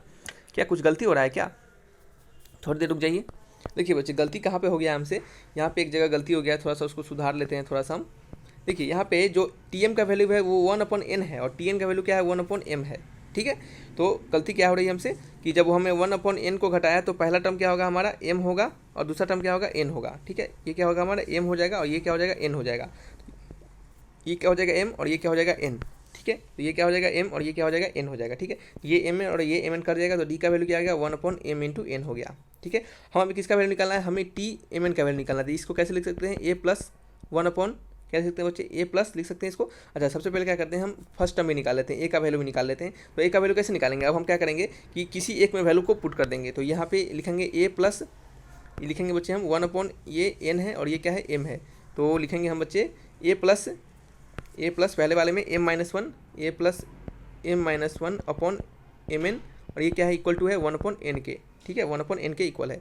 तो a प्लस मल्टीप्लाई कर देंगे तो ये क्या हो जाएगा 1/n माइनस क्या हो जाएगा 1/m into N equal to 1/n। तो 1/n से 1/n कट गया तो a इक्वल टू क्या हो गया m इंटू एन। तो a का वैल्यू 1/m निकला और d का वैल्यू भी क्या निकला बच्चे हमें, ठीक है। तो क्या हो गया डी का वैल्यू 1/m निकला, ए का वैल्यू भी 1/mn ही निकल गया, ठीक है। तो हमें किसका वैल्यू निकालना है, हमें अब वैल्यू निकालना है किसका बच्चे टी एम इंटू एन का। तो टी एम इंटू एन का मतलब क्या हो गया a plus m n minus 1 into d. A का वैल्यू क्या है 1/mn है, फिर plus times of m n minus 1 into d का वैल्यू क्या है 1/mn है, ठीक है। ये क्या हो गया 1/mn प्लस ये एम एन से एम एन कट के 1 हो गया और ये क्या हो गया माइनस 1/mn, ठीक है। तो ये टी एम एन से 1/mn कट गया तो टी एम एन का वैल्यू क्या हो गया 1 के बराबर हो गया। तो ऑप्शन मैच करेंगे टी एम एन का वैल्यू क्या होगा ऑप्शन नंबर सी यानी 1 के बराबर, ठीक है। सिंपल क्वेश्चन था देखिए, लेकिन लंबा जब क्यों जा रहा है, लंबा जब हम आपको सिखा रहे हैं इसके अंदर लंबा जा रहा है। जब आप खुद से बनाइएगा तो बहुत आसानी से बना पाएगा। एक एक लाइन में आपको क्वेश्चन बनाने हैं, ये एक लाइन लिखना है, ये एक लाइन लिखना है, फिर अगला लाइन इसको लिखना है, ठीक है। एकदम सिंपल एक लाइन में आपको बनाने वाले क्वेश्चन है ये सभी, ठीक है।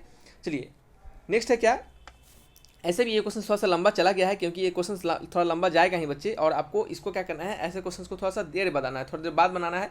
आसान होते हैं लेकिन थोड़ा सा प्रोसेस लंबा हो जाता है, ठीक है। नेक्स्ट है यहाँ पे the equation of straight line passing through the point 1,2 and parallel to the line y equal to 3x + 1। कहा जा रहा है कि आपको लाइन का इक्वेशन बताना है जो कि क्या से 1,2 से पास कर रहा है और पैरेलल है इस लाइन के। तो इस लाइन के पैरेलल है तो कहने का मतलब जो हमारा लाइन होगा वो अगर इस लाइन के पैरेलल है तो इसका स्लोप क्या होगा, दोनों का बराबर होगा। तो इसका स्लोप क्या है, इसका स्लोप है 3, तो हमारे लाइन का स्लोप भी क्या हो जाएगा 3 ही हो जाएगा, ठीक है। तो इक्वेशन ऑफ लाइन लिख देंगे हम, इक्वेशन ऑफ लाइन। अब इक्वेशन ऑफ लाइन क्या होगा हमारा, इक्वेशन ऑफ लाइन होगा बच्चे y-2 equal to m into x minus 1। m का वैल्यू क्या है 3 है, तो यहाँ पे क्या करेंगे हम 3 डाल देंगे, ठीक है। तो y-2 इक्वल टू क्या होगा 3x माइनस 3। ये क्या होगा आपका y-3x इक्वल टू क्या हो गया बच्चे आपका 2 - 3 यानी -1, ठीक है। 2 - 3 इक्वल टू क्या हो गया -1 हो गया। चलिए ऐसा नहीं दे रहा है क्वेश्चन में सिंपली इसी फॉर्म में दे रहा है हमारा, सॉरी क्वेश्चन में क्या दिया जा रहा है बच्चे, सिंपली इसी फॉर्म में आंसर ऑप्शन में दिया जा रहा है। तो y-2 3 टाइम्स ऑफ x - 1 यानी ऑप्शन नंबर सी, ठीक है।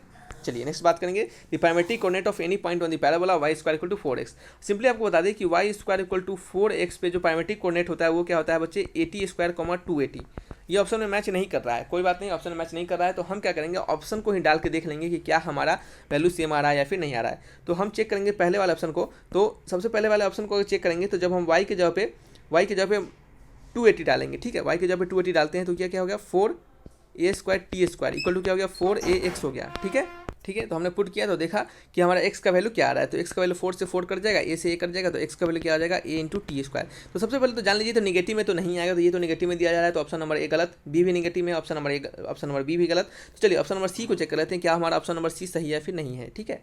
चलिए ऑप्शन नंबर सी को चेक करेंगे तो y की जगह पे क्या डाल देंगे 2a sin t, ठीक है। तो ये y पे जब 2a sin t डाल देंगे तो क्या होगा 4a² sin square t equal to क्या हो गया 4a इंटू एक्स। तो 4a से ये 4 और ये कट गया तो x का वैल्यू क्या हो गया बच्चे a into sine square T हो गया। ऑप्शन मैच कीजिए a into sine square T यानी ऑप्शन नंबर सी क्या है हमारा सही है। तो पैरामेट्रिक कोऑर्डिनेट जब भी कहा जाए तो आप क्या कीजिए कोऑर्डिनेट को ही चेक करके देख लीजिए कि क्या हमारा सेटिस्फाई कर रहा है या फिर नहीं कर रहा है, क्योंकि पैरामेट्रिक कोऑर्डिनेट कुछ भी हो सकते हैं। जनरल एक पैरामेट्रिक कोऑर्डिनेट बनाया जाता है और क्या होते हैं बच्चे थोड़ा सा अपने से भी चेंजिंग करके पैरामेट्रिक कोऑर्डिनेट को हम बना सकते हैं, ठीक है। इसका आंसर आप डाल के ही चेक कर लीजिएगा। नेक्स्ट है आपका the coordinate of foot of perpendicular drawn from the point A103 to the line joining the point B and C। कहा जा रहा है कि आपको A से फुट ऑफ परपेंडिकुलर निकालना है किस पे, ये दोनों पॉइंट को, जो ये ऐसे लाइन पे कि ये दोनों पॉइंट को वो ज्वाइन कर रहे हो, ठीक है। तो आपको A से फुट ऑफ परपेंडिकुलर निकालना है। तो जैसे देखिए ये हमारा लाइन होगा, यहाँ पे क्या होगा B होगा 4 7 1, ये क्या होगा C होगा 3 5 3 और किसी ए पॉइंट से जिसका वैल्यू है 103, यहाँ से आपको क्या करना है बच्चे फुट ऑफ परपेंडिकुलर निकालना है। फुट ऑफ परपेंडिकुलर कहने का मतलब परपेंडिकुलर ड्रोन, आपको फुट ऑफ परपेंडिकुलर बताना है यानी इसका वैल्यू बताना है, ठीक है। इसका वैल्यू फुट ऑफ परपेंडिकुलर इसी को कहते हैं, इसी का फुट मतलब क्या होता है बच्चे निचला भाग, ठीक है। तो फुट है यहाँ पे, तो ये हमारा फुट ऑफ परपेंडिकुलर, इसका कोऑर्डिनेट आपको बताना है, ठीक है। क्या होगा इसका कोऑर्डिनेट, तीनों कोऑर्डिनेट होगा, एक्स वाई जेड तीनों होगा, तो तीनों इसका कोऑर्डिनेट भी निकलेगा, ठीक है।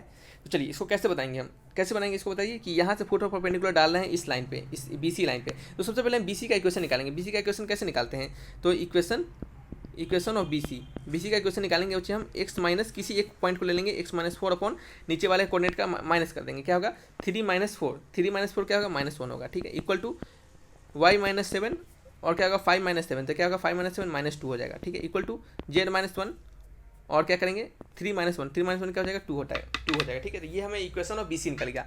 जब BC का इक्वेशन निकल गया तो हम क्या करेंगे, इसको किसी R के बराबर मान लेंगे। इसको बनाने का प्रोसेस है, इसी प्रोसेस से बनाइएगा, आपको क्या होगा वहाँ पे एग्जामिनेशन में आसानी होगी, ठीक है।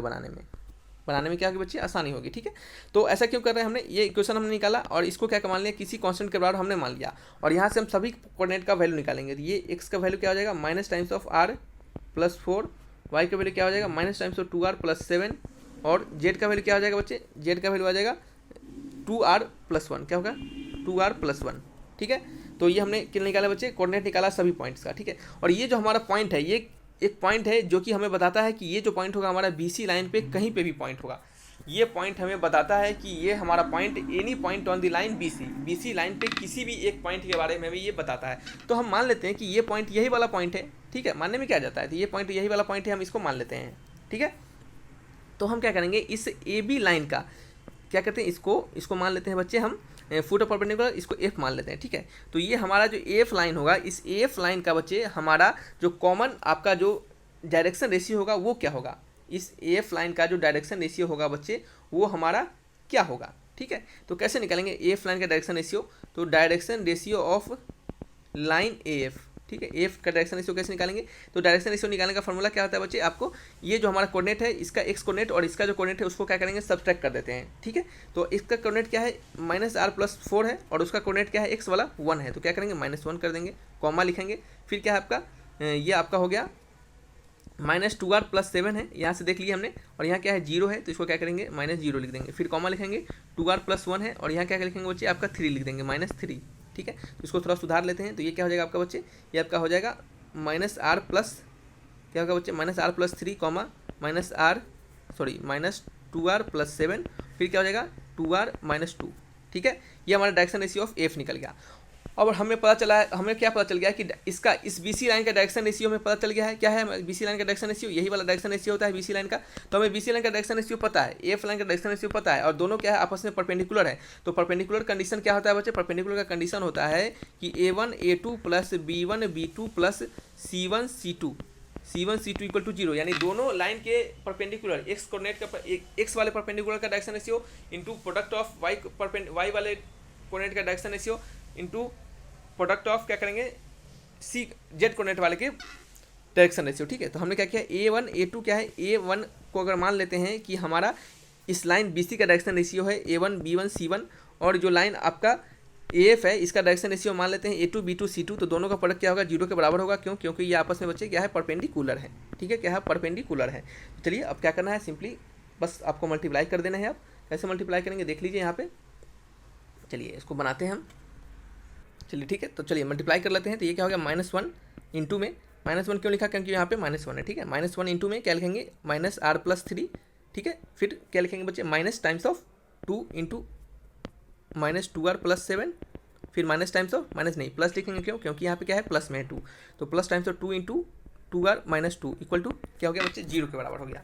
नेक्स्ट पेज ले लेते हैं, एक और पेज, वहाँ पे आपको समझा देंगे। वहाँ पे क्या आपका ये वैल्यू था -1 into -r plus 3 -2 into -2r plus 7, क्या होगा plus times of 2 into 2r minus 2 equal to 0, ठीक है। तो ये क्या होगा आपका माइनस माइनस प्लस r हो जाएगा, ये -3 हो जाएगा, ये क्या हो जाएगा माइनस प्लस 4r हो जाएगा, माइनस क्या हो जाएगा 7 2 14 प्लस क्या हो जाएगा 4r माइनस क्या हो जाएगा बच्चे 4 इक्वल टू 0, ठीक है। ये 4 4 8 8 1 9 यानी 9r हो गया, ठीक है। और ये क्या हो गया माइनस टाइम्स ऑफ 14 और 4 क्या हो गया 18 हो गया, 14 4 कितना हो गया 18 हो गया, और 18 19 20 21 इक्वल टू 0, तो r इक्वल टू क्या हो गया 21/9, तो क्या हो गया बच्चे 7 और 3 3 9 और 3 7 21, ठीक है। तो r का वैल्यू क्या हो गया बच्चे 7/3 हो गया।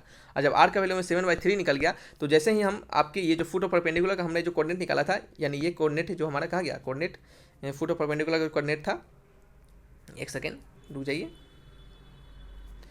यहाँ पे ठीक है, किसी पॉइंट को जो हमने माना था इसी पॉइंट को, ठीक है, ये जो पॉइंट है हमारा इसी पॉइंट को, ठीक है, इसी को हमने फुट ऑफ परपेंडिकुलर कोऑर्डिनेट माना था, तो यहाँ पे वैल्यू पुट कर देंगे। तो जैसे ही आप इस r की जगह पे पुट कीजिएगा 7/3, तो ये क्या हो जाएगा -7/3 प्लस 4, तो कितना होगा 4 12 में से 7 गया तो कितना होगा 5/3, ठीक है। क्या होगा 12 में से जब 7 गया तो कितना होगा बच्चे 5/3। ऑप्शन मैच करेंगे, पहला ऑप्शन होना चाहिए 5/3, दूसरा ऑप्शन देख लेते हैं, दूसरा ऑप्शन क्या है, जब इसके जगह पे डालिएगा जब 7/3 तो कितना आएगा बच्चे आपका, इसके जगह पे जब 7/3 डालिएगा तो क्या होगा -2 टाइम्स ऑफ -2 टाइम्स 7/3, 7/3 प्लस 7, तो 7 3 21, 21 माइनस 7 2 14 अपॉन 3। तो ठीक है, 21 माइनस 14 कितना आएगा बच्चे आपका, ये आपका आ जाएगा बच्चे 6 1 7, 7/3 क्या होगा 7/3। ऑप्शन मैच करेंगे 7/3, तो ऑप्शन नंबर क्या मैच कर रहा है, ऑप्शन नंबर ए मैच कर रहा है। ठीक है, तो इस तरीके से आपको बनाना है। फुट ऑफ परपेंडिकुलर कैसे बनाना है आपको समझ में आ गया। फुट ऑफ परपेंडिकुलर का जो क्वेश्चंस आएगा तो इसी तरीके के क्वेश्चंस आएगा, दूसरा कुछ क्वेश्चंस नहीं आएगा, नया कोई varieties questions foot of perpendicular का नहीं बन सकता। ये जो क्वेश्चंस आपके सैंपल पेपर में दिए गए हैं ये सबसे एक बढ़िया लेवल का क्वेश्चन होता है फुट ऑफ परपेंडिकुलर पे। ठीक है, आप लोग के लिए, ठीक है, आप लोग के लिए। नेक्स्ट बात करेंगे हम, नेक्स्ट क्वेश्चन की ओर बढ़ेंगे कि लिमिट आपको बताना है, लिमिट बताना है। देखिए यहाँ पे गलत कर दिया है आपके सैंपल पेपर में, y का वैल्यू दे दिया है, यहाँ पे y नहीं एक्चुअल में x होना चाहिए। क्यों एक्चुअल में x होना चाहिए था, क्योंकि यहाँ पे x में फंक्शन है तो x ही का लिमिट होगा ना, तो x limit tends to infinity. और ये क्या हो गया बच्चे, x + 6 हो गया अपॉन x + 1 हो गया, और इस पे पावर क्या है x + 4 है। ठीक है, तो ये किसके बराबर हो गया लिमिट। अब देखिए ये सबसे पहले आपको चेक करना है कि ये हमारा लिमिट कौन से लिमिट का फॉर्म है। तो जब आप x के जगह इन्फिनिटी डालिएगा तो आप इसको थोड़ा सुधार के लिखिएगा, तो क्या हो गया 1 + 6 अपॉन x, 1 + 1 अपॉन x। ठीक है, ये क्या हो गया x + 4 हो गया। ठीक है, तो जब इन्फिनिटी डालिएगा तो ये तो जीरो, ये भी जीरो, क्योंकि 1/x और 1/∞ जो होगा, x जब इन्फिनिटी डालिएगा तो 1/∞ किसके बराबर होता है बच्चे, जीरो के बराबर होता है। तो ये तो हमारा जीरो हो गया, तो ये क्या हो गया, ये हमारा किस पे, और यहाँ पे इन्फिनिटी डाल देंगे तो क्या होगा 1/∞। तो ये किसका फॉर्म है, 1/∞ का फॉर्म है। हमेशा चेक कर लीजिएगा कि फॉर्म कौन सा है, तो ये हमें फॉर्म पता चल गया 1/∞ का फॉर्म है। और 1/∞ का फॉर्म है बच्चे, तो इस 1/∞ फॉर्म वाले क्वेश्चन को हम कैसे बनाते हैं, तो देखिए कैसे बनाएंगे। जब भी इस टाइप का क्वेश्चन दिया जाए और ये आपका 1/∞ के फॉर्मेट में रहे तो आप क्या कीजिएगा, इसको लिखिएगा e⁻ limit x tends to infinity x + 6 minus of x + 1 -1 में, और इसको क्या कीजिएगा मल्टीप्लाई कर दीजिएगा। ठीक है, आपने कर दिया। सेम यही करना है आपको, सेम इसी प्रोसेस से चलना है। और ये कहाँ से आता है आपको ये नहीं सीखना है अभी, ये हम आपको क्वेश्चन सिखा रहे हैं ना कि कंसेप्ट सिखा रहे हैं, जो इसको हम बताने लगेंगे नहीं तो बड़ा हो जाएगा क्वेश्चन, आपका वीडियो क्या हो जाएगा बच्चे, बड़ा हो जाएगा। अब आप क्या कीजिए, इसको सॉल्व कीजिए, इसको सॉल्व कीजिए तो क्या हो जाएगा x + 6 माइनस x - 1 अपॉन क्या होगा x + 1, और ये क्या हो जाएगा x + 4 हो जाएगा। ठीक है, x + 4 हो जाएगा। नेक्स्ट पेज ले लेते हैं, नेक्स्ट पहले क्या करते हैं सॉल्व कर लेते हैं। तो x से x कट गया, 6 में से 1 गया तो क्या हो गया बच्चे 5 हो गया। क्या होगा 6 में से 1 गया तो बच्चे आपका 5 हो गया। तो ये क्या होगा e⁻ limit x tends to infinity 5 times of, ये क्या हो गया बच्चे आपका x + 4 upon x + 1, x + 4 upon x + 1। ठीक है, तो e⁻5 बाहर आ गया, ये हो गया limit x tends to infinity, और ये क्या हो गया आपका x + 4 अपॉन x + 1। मार्कर नहीं काम कर पा रहा है, सॉरी बच्चे। तो ये क्या है आपका, जब आपको इन्फिनिटी टेंड करवाइएगा इसको, तो ये इसको हम कैसे लिख सकते हैं, limit x tends to infinity. इसको इन्फिनिटी टेंड करवाने के लिए 1 + 4 अपॉन x, इसको सुधार के थोड़ा सा लिख लेते हैं। फिर क्या लिखेंगे नीचे 1 + 1 अपॉन x। ठीक है, अब आप इन्फिनिटी टेंड करवाइएगा तो ये तो जीरो हो जाएगा, ये भी जीरो हो जाएगा, तो e⁻5 हो जाएगा, और यह क्या हो जाएगा 1 हो जाएगा। ठीक है, तो 5 × 1, तो आंसर क्या होगा e⁻5। ऑप्शन मैच कीजिए, ऑप्शन नंबर सी। समझ में आ रहा है आपको कैसे बनाया आपने, सिंपल क्वेश्चन है। 1/∞ का फॉर्मेट है तो आपको कैसे तरीका अपनाना है, इस फॉर्मेट को अपनाना है, आपका आंसर आ जाएगा। ठीक है, पावर में वैल्यू रहे तब। नेक्स्ट है which of the following not a negation of statement A natural number is greater than zero. कहा जा रहा है कि इनमें से कौन सा आपका जो ऑप्शन है वो क्या है, निगेशन नहीं है किसके स्टेटमेंट, किसके स्टेटमेंट के, ए natural number is greater than zero के, यानी इस स्टेटमेंट के निगेशन नहीं है। ठीक है, not a negation, not a negation कहने का मतलब क्या है बच्चे आपका, कि ये जो आपके स्टेटमेंट है जो ए natural number is not greater then, sorry A natural number is greater than zero, a natural number is greater than zero के निगेशन नहीं है। क्या है, निगेशन नहीं है, यानी क्या मतलब उसको गलत नहीं बता रहे हैं। ठीक है, तो देखिए पहला क्वेश्चन, पहला ऑप्शन है कि ए natural number is not greater than zero. ठीक है, ये तो आपको सिंपली इससे मैच कर रहे हैं। ठीक है, नेक्स्ट ऑप्शन आपका क्या है, नेक्स्ट ऑप्शन है आपका इट इज़ फॉल्स दैट, ये गलत है। It is false that a natural number is greater than zero, ये गलत है कि नेचुरल नंबर क्या है बच्चे आपका ग्रेटर देन जीरो है। ठीक है, ये गलत है कि नेचुरल नंबर हमारा ग्रेटर देन जीरो है।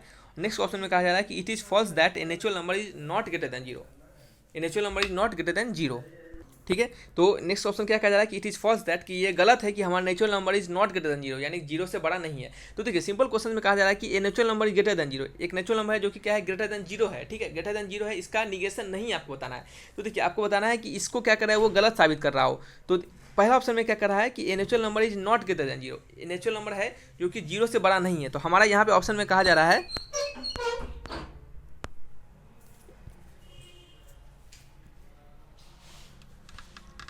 ठीक है, तो ऑप्शन में कहा जा रहा है, हमारा क्वेश्चन में कहा जा रहा है कि ए natural number is greater than zero, एक नेचुरल नंबर है जो कि जीरो से क्या है बड़ा है, natural number greater than zero. Option A कह रहा है कि natural number is not greater than zero. ठीक है, तो ये क्या कर रहा है, इसको गलत बता रहा है कि नहीं, ये जो नेचुरल नंबर होता है वो जीरो से बड़ा नहीं है, यहाँ पे क्या कहा जा रहा है कि natural number is greater than zero. क्या कहा जा रहा है, एक नेचुरल नंबर जो है ऐसा गलत है, इट इज़ फॉल्स है कि ये natural number is greater than zero. क्या नहीं, ये गलत है कि नेचुरल नंबर क्या है हमारा ग्रेटर देन जीरो है। नेक्स्ट ऑप्शन में कहा जा रहा है कि इट इज़ फॉल्स, ये गलत बात है कि natural number is not greater than zero, कि नेचुरल नंबर जो हमारा जीरो से बड़ा नहीं है। ठीक है, ऑप्शन में कहा जा रहा है कि नेचुरल नंबर जीरो से क्या है बड़ा है, इसका निगेशन बताना है, यानी क्या कर रहा है, इसको फॉल्स साबित करे। ठीक है, तो क्या हमारा ऑप्शन नंबर सी क्या है, इससे फॉल्स साबित कर रहा है। कैसे कि इसमें कहा जा रहा है कि इट इज़ फॉल्स, ऐसा गलत है कि natural number is not greater than zero, natural number जो क्या है हमारा जीरो से बड़ा नहीं है, नॉट ग्रेटर देन जीरो। ठीक है, तो ऐसा गलत है, तो हमारा क्या है, इसका मतलब कि नेचुरल नंबर क्या है हमारा जीरो से बड़ा है। ठीक है, तो क्या है हमारा इसका निगेशन क्या होगा, ऑप्शन नंबर सी होगा। ठीक है, क्या होगा बच्चे आपका ऑप्शन नंबर सी होगा। ठीक है, चलिए नेक्स्ट क्वेश्चन की ओर बढ़ते हैं। The median and SD of a distribution are 40 and 4 respectively if each items is increase by 2। अगर हर एक आइटम्स क्या होते हैं वो 2 से इंक्रीज कर जाते हैं तो हमारा कहा जाता है कि न्यू मीडियन और हमारा जो स्टैंडर्ड डेविएशन है वो क्या होगा। ठीक है, न्यू मीडियन हो और स्टैंडर्ड डेविएशन जो है बच्चे वो क्या होगा। ठीक है, तो चलिए और बच्चे आपको बता दें कि देखिए इस क्वेश्चन में अगर आपको कुछ प्रॉब्लम लग रहा होगा तो आप बताइएगा, फिर से हम नेक्स्ट वीडियो में आपको इस क्वेश्चन को और अच्छे से समझा देंगे। ठीक है, चलिए तो आपको नया पहले का जो हमारा मीन है वो क्या है 20 है, और बाद का जो स्टैंडर्ड डिविएशन पहले का स्टैंडर्ड डिविएशन क्या है 4 है। ठीक है, तो कहा जाएगा कि जब दो इंक्रीज कर देंगे सभी टर्म में तो हमारा क्या हो जाएगा, नया मीन और नया स्टैंडर्ड डिविएशन क्या हो जाएगा। ठीक है, तो सबसे पहले आपको बता दें कि देखिए मान लेते हैं कोई 5 टर्म होगा, 1 2 3 4 5, इसका मीन आपको पूछेगा बच्चे, मीन नहीं पूछेगा, मीडियन पूछा जा रहा है ना। तो मीडियन अगर आपसे पूछेगा, ये मीडियन है, मीन नहीं है, क्या है MEDIAN, ये मीडियन है। तो इसका मीडियन अगर पूछा जाएगा तो आपको क्या होगा, मिडिल टर्म ही मीडियन हमें बताता है, तो ये हमारा मिडिल टर्म क्या हो जाएगा 3 हो जाएगा, तो हमारा आंसर क्या होगा 3 हो जाएगा। ठीक है, लेकिन यहीं पे अगर हर एक टर्म में अगर 2 से इंक्रीज कर देंगे तो ये क्या हो जाएगा 1 + 2 2 + 2 3 + 2 4 + 2 और 5 + 2। ठीक है, हर एक में क्या हो गया 2 से इंक्रीज कर गया। तो अब हमारा मिडिल टर्म कौन सा होगा, मीडियन के लिए मिडिल टर्म को देखते हैं हमेशा। मिडिल टर्म कौन सा होगा हमारा, अभी भी मिडिल टर्म क्या होगा बीच वाला ही होगा, यानी 3 + 2 होगा। तो आपको दिख रहा होगा कि हमारा जो मीडियन होगा उसमें 2 का इंक्रीमेंट हो गया। तो क्या हो गया हमारा आंसर 3 + 2, पहले 3 था तो 3 में क्या करेंगे 2 जोड़ दिए। तो पहले क्या है 20 है, उसमें क्या हो रहा है 2 से इंक्रीमेंट हो रहा है, तो 20 में 2 जोड़ देंगे, क्या हो जाएगा आंसर 22 हो जाएगा। तो हमारा बाद का जो मीडियन है, जो न्यू मीडियन है, न्यू मीडियन कितना हो गया बच्चे, न्यू मीडियन हमारा 22 हो गया। ठीक है, और वहीं पे जब स्टैंडर्ड डिविएशन की बात होती है तो स्टैंडर्ड डिविएशन क्या होता है याद रखिएगा, आपको यहाँ पे हम प्रूफ करके नहीं दिखा सकते अभी क्योंकि ये बड़ा हो जाएगा वीडियो बच्चे, कि जो स्टैंडर्ड डिविएशन होता है उसमें हम किसी भी टर्म का किसी भी नंबर का इंक्रीमेंट करें या फिर डिक्रीमेंट करें, स्टैंडर्ड डिविएशन में कोई चेंजिंग नहीं आता है। ठीक है, तो स्टैंडर्ड डिविएशन क्या हो गया बच्चे आपका नो चेंज। ठीक है, ये कहाँ से आता है हम आपको ये बता सकते हैं अभी, लेकिन क्या होगा वीडियो हमारा बच्चे लंबा चला जाएगा, वैसे भी वीडियो लंबा अभी समय ज़्यादा हो गया होगा उसमें, इस कारण से हम क्या करते हैं आपको इसको रहने देते हैं। आपको अगर चाहिए होगा कि कैसे ऐसा हुआ तो आप लिख के बताइएगा कमेंट बॉक्स में, हम आपको बता देंगे वो भी। ठीक है, तो क्या हो गया हमारा स्टैंडर्ड डिविएशन में क्या होता है बच्चे, कोई चेंजिंग नहीं होती है। तो ऑप्शन क्या मैच करेंगे, ऑप्शन नंबर क्या होगा बच्चे, ऑप्शन नंबर सी, यानी 22 और 4 क्या हो गया 22 और 4 हो गया। ठीक है, नेक्स्ट क्वेश्चन आपका, if A and B are 2 events, क्या है ए और बी क्या होता है बच्चे, ए और बी क्या है बच्चे 2 इवेंट्स है, सच दैट कि पी ए जो है हमारा, पी ए जो है वो क्या है not equal to zero, zero के बराबर नहीं है। तो और क्या कहा जा रहा है कि पी बी बाई ए जो क्या है हमारा 1 के बराबर है। तो देन आपको बताना है कि इनमें से कौन सा ऑप्शन सही है। ठीक है, चलिए हम पी ए बाई बी पी क्या है बच्चे, पी बी बाई ए को हम क्या लिख सकते हैं, पी बी बाई ए को हम लिख सकते हैं P times of A union B. ठीक है, अपॉन क्या लिखेंगे पी टाइम्स ऑफ ए। ठीक है, ऐसा लिख सकते हैं, और ये किसके बराबर है आपके 1 के बराबर है दिए हुए आपके गिवन कंडीशंस के अनुसार। ठीक है, तो ये क्या हो गया पी ए इंटरसेक्शन बी किसके बराबर हो गया, पी ए के बराबर हो गया। ठीक है, अब आपको यहाँ से दिख रहा होगा कि हमारा ए और बी का कॉमन पार्ट है, जो बच्चे ए और बी का कॉमन पार्ट है वो पी ए के बराबर है। तो मान लेते हैं कि ए में कुछ ए में कुछ ऐसा चीज़ होगा, और क्या होगा कुछ बी में कुछ ऐसा आपका एलिमेंट होगा, ए में कुछ ऐसा एलिमेंट होगा जो क्या होगा दोनों आपस में जब उनका इंटरसेक्शन निकालेंगे तो वो क्या होगा पी ए के बराबर हो जाएगा। ठीक है, तो ऐसा तभी कंडीशन हो सकता है कि ये जो हमारा बी है उस पूरे ए को कंटेन करेगा। अब देखिए कैसे, ए का कॉमन पार्ट और बी का कॉमन पार्ट का इंटरसेक्शन निकाल रहे हैं तो वो हमें ए के बराबर ही आ जा रहा है। तो यानी हमारा कहने का मतलब कि ए में वैसा ही कॉमन पार्ट होगा जो हमारे बी में कॉमन पार्ट प्रेजेंट होगा, और बी में क्या होगा कुछ एक्स्ट्रा एलिमेंट भी प्रेजेंट होगा। ए में क्या होगा पूरा कॉमन पार्ट प्रेजेंट होगा, और बी में क्या होगा कॉमन पार्ट के साथ साथ एक्स्ट्रा एलिमेंट भी प्रेजेंट होगा, और वो कॉमन पार्ट आपके ए के बराबर है। इस कारण से इस कॉमन पार्ट की जगह पे हम ए लिख दे रहे हैं, और कुछ एक्स्ट्रा एलिमेंट भी प्रेजेंट है। तो इससे हमें क्या पता चल रहा है बच्चे कि बी जो है बच्चे, ए जो है हमारा वो क्या है सबसेट है बी का, ए जो है वो सबसेट है बी का। कहने का मतलब कि बी में हमारा ए पूरा प्रेजेंट है, बी में क्या है बच्चे हमारा ए पूरा प्रेजेंट है। तो इसको लिख सकते हैं कि B is a subset of A, यानी ऑप्शन नंबर ए। ठीक है, चलिए नेक्स्ट बात करेंगे the maximum value of objective function z = 5x + 10 into y subject to the constant x plus two y less than equal to 120, x plus y greater than equal to 60, x minus y greater than equal to 0, x greater than equal to 0 and y greater than equal to 0। तो इस type के question आपको जब maximum value पूछा जाए तो आप simply क्या कीजिए, जितने भी ग्राफ से आपको ऐसे भी क्वेश्चन हमने आपको सिखाया है, याद रखिएगा कि जब हम आपको प्रैक्टिस सेट बताया था तो इस टाइप के क्वेश्चन हमने वहाँ पे बताया था, ठीक है। तो सबसे पहले क्या करना है, सिंपली इसका ग्राफ को ड्रॉ कर लेना है, ठीक है, इसके ग्राफ को ड्रॉ कर लेना है। तो सबसे पहले हम ग्राफ को ड्रॉ करते हैं, चलिए। तो जब हम आपको ग्राफ को ड्रॉ करके बताएंगे तो x plus two y equal to 120, x plus two y equal to 120, तो चलिए देखते हैं यहाँ पे x plus two y equal to 120 है। तो इसको थोड़ा सा अच्छे से अरेंज कर लेते हैं। तो x upon 120 plus y upon 60 क्या होगा, x equal to x upon 120 plus y upon 60। तो ये आपका क्या हो गया, स्लोप इंटरसेप्ट फॉर्म हो गया। तो इसको ग्राफ कैसे ड्रॉ करेंगे, x पे 120 काटेगा और y पे कितना होगा बच्चे 60 पॉइंट पे काटेगा। तो यहाँ पे चलिए ड्रॉ कर लेते हैं, थोड़ा सा चलिए चेंज कर लेते हैं, इसको यहाँ से ड्रॉ करते हैं, ठीक है। ये हमारा कितना वैल्यू हो गया, ये हमारा वैल्यू हो गया आपका 0,60, ये क्या हो गया बच्चे आपका 120,0। पहले हमारा ग्राफ ड्रॉ हो गया, फिर दूसरे के लिए क्या करेंगे, x plus y equal to 60, यानी एक्स और वाई दोनों पे क्या होगा हमारा 60 कटेगा। तो एक्स पे क्या हो गया बच्चे आपका 60 कटेगा, वाई पे भी 60 कटेगा। तो ये क्या हो गया हमारा एक्स पे 60 और वाई पे 60, ठीक है। ये पे एक्स पे 60 और वाई पे क्या, एक्स पे क्या हो गया हमारा एक्स पे 60 हो गया और वाई पे तो पहले से 60 है ही, ठीक है। चलिए नेक्स्ट बात करेंगे, ठीक है। दोनों ग्राफ ड्रॉ कर लिया, 2 पॉइंट के हमने, और नेक्स्ट का ग्राफ ड्रॉ करेंगे। नेक्स्ट हमारा क्या है, x minus 2y equal to 0 है। तो x इक्वल टू क्या हो गया बच्चे 2y हो गया, या फिर कह सकते हैं y इक्वल टू क्या हो गया x/2। तो ये क्या होगा हमारा ओरिजिन से जाने वाला ग्राफ होगा। कैसा ग्राफ होगा, जो कि हमारा ओरिजिन से जाएगा, ठीक है। चलिए ओरिजिन से ड्रॉ कर लेते हैं। ओरिजिन से हमने ड्रॉ कर लिया इसको, चलिए ओरिजिन से हमने ड्रॉ किया। और ओरिजिन से ड्रॉ करने के बाद हमें क्या निकालना पड़ेगा बच्चे, हमें निकालना पड़ेगा इस पॉइंट और इस पॉइंट का क्या निकालना पड़ेगा बच्चे, कोऑर्डिनेट निकालना पड़ेगा। तो इस पॉइंट का कोऑर्डिनेट कैसे निकालेंगे, इस वाले ग्राफ को इस वाले से जब हम क्या करेंगे बच्चे सॉल्व करेंगे तो आपस में, तो इस पॉइंट का कोऑर्डिनेट हमें निकल जाएगा। तो क्या है इस पॉइंट का कोऑर्डिनेट 60,30 हमने निकाल के रखा है, आप ही निकाल लीजिएगा। और इसका कोऑर्डिनेट कैसे निकलेगा, जब हम इसका और इसके साथ क्या करेंगे बच्चे इंटरसेक्शन लेंगे, ठीक है। तो इसका क्या निकलेगा बच्चे, इसका निकलेगा 40,20, ठीक है। इसका आप सभी का कोऑर्डिनेट पता चल गया। तो आपको कहा जा रहा है कि मैक्सिमम वैल्यू क्या पूछा जा रहा है बच्चे, मैक्सिमम वैल्यू पूछा जा रहा है। तो ये जो हमारा मैक्सिमम वैल्यू होगा यही होगा, ठीक है। इसके अंदर जो हमारा ग्राफ लाई करेगा इसी के अंदर हम जानेंगे कि मैक्सिमम वैल्यू कहाँ पे होगा। तो आपको जब भी मैक्सिमम वैल्यू और मिनिमम वैल्यू पूछेगा इस टाइप के क्वेश्चंस में, तो आप हमेशा इसके अंदर तो चेक नहीं कर पाइएगा, लेकिन आप इनके कोऑर्डिनेट पॉइंट पे, यानी इस पॉइंट पर, इस पॉइंट पर, इस पॉइंट पर, इस पॉइंट पर, इन चारों पॉइंट पर आप क्या कीजिएगा बच्चे, ग्राफ को चेक कीजिएगा। इन चारों पॉइंट पर जब आप चेक कर लीजिएगा पॉइंट को और देख लीजिएगा किस पॉइंट पर हमारा इस जेड का वैल्यू मैक्सिमम दे रहा है, वही आपका मैक्सिमम वैल्यू हो जाएगा, ठीक है। देखिए कैसे होता है, कैसे होता है कि हम क्या करेंगे, पॉइंट मान लेते हैं, इस ए पॉइंट को मान लेते हैं, एक ये पॉइंट हमारा ए हो गया, और एक पॉइंट क्या हो गया बच्चे आपका बी पॉइंट, इसको मान लेते हैं। और सी पॉइंट किसको मानते हैं, सी पॉइंट मान लेते हैं इसको। और डी पॉइंट मान लेते हैं किसको बच्चे, डी पॉइंट मान लेते हैं हम इसको, ठीक है। डी पॉइंट इसको हमने मान लिया। और इन सभी पॉइंट्स पे क्या करेंगे बच्चे, अब हम अपने ग्राफ को क्या करेंगे बच्चे, चेक कर लेंगे। क्या करेंगे बच्चे, ग्राफ को चेक कर लेंगे। अब देखिए आप सोच रहे हैं ये 60 इसको हमने गलत मान लिया है, ये तो पॉइंट हमारा इसमें है ही नहीं ना। ये क्या है हमारा 60,0 यानी ए पॉइंट यहाँ हो गया हमारा, ठीक है। तो इस चारों पॉइंट में क्या करेंगे बच्चे, अपने वैल्यू को चेक करेंगे डाल के, ठीक है। तो जेड का वैल्यू में क्या दिया जा रहा है, जेड का वैल्यू में दिया जा रहा है बच्चे 5x प्लस 10y। क्या दिया जा रहा है 5x प्लस 10y। यहाँ पे हम ए का कोऑर्डिनेट क्या है हमारा 60,0। जब आप 60,0 इसमें पुट कीजिएगा तो आपको क्या आएगा बच्चे, जेड का वैल्यू कितना आएगा, जेड का वैल्यू आएगा 300। बी पॉइंट क्या है हमारा 120,0, 120,0 है। यहाँ पे जब आप पुट कीजिएगा जेड का वैल्यू कितना आएगा बच्चे 600 आएगा। सी पॉइंट क्या है हमारा सी पॉइंट है 60,30, यहाँ पे पुट कीजिएगा तो जेड का वैल्यू कितना आएगा बच्चे 600 आएगा।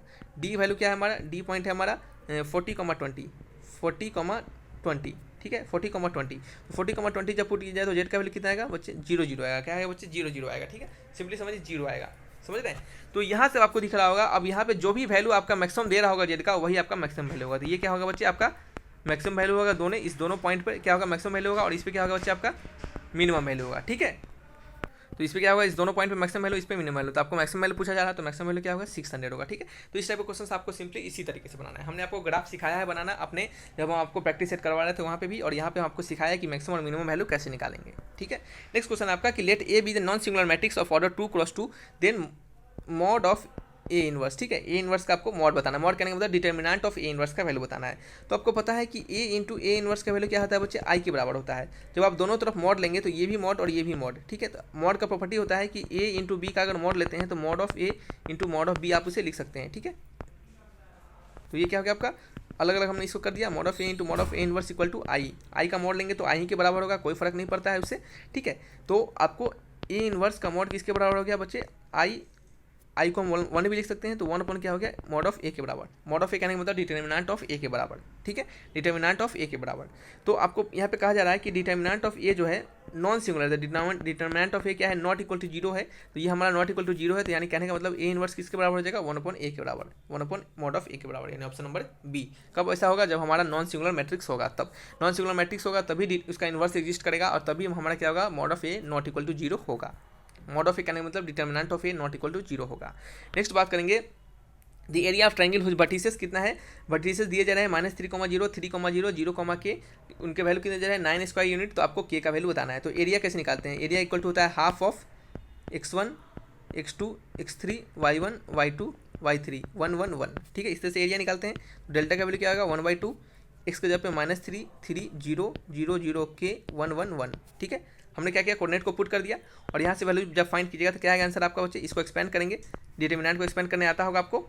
चलिए क्या होगा बच्चे, डिटर्मिनेंट को एक्सपेंड करने आता होगा, डिटर्मिनेंट को कैसे एक्सपेंड करेंगे, इसको एक्सपेंड करेंगे, ये किसके बराबर है बच्चे, 9 के बराबर है, ठीक है। वैल्यू 9 इक्वल टू क्या हो गया बच्चे, 9 इक्वल टू क्या हो गया आपका 1/2 हो गया, और इसको एक्सपेंड कर रही है हम करके रखे हुए हैं, तो इसका आंसर हम यहाँ पे लिख दे रहे हैं, माइनस टाइम्स ऑफ 3 माइनस के -0 प्लस 1 टाइम्स ऑफ 3 के, ठीक है, प्लस 1 टाइम्स ऑफ क्या हो गया बच्चे आपका 1 टाइम्स ऑफ 3 के, ब्रैकेट हो गया।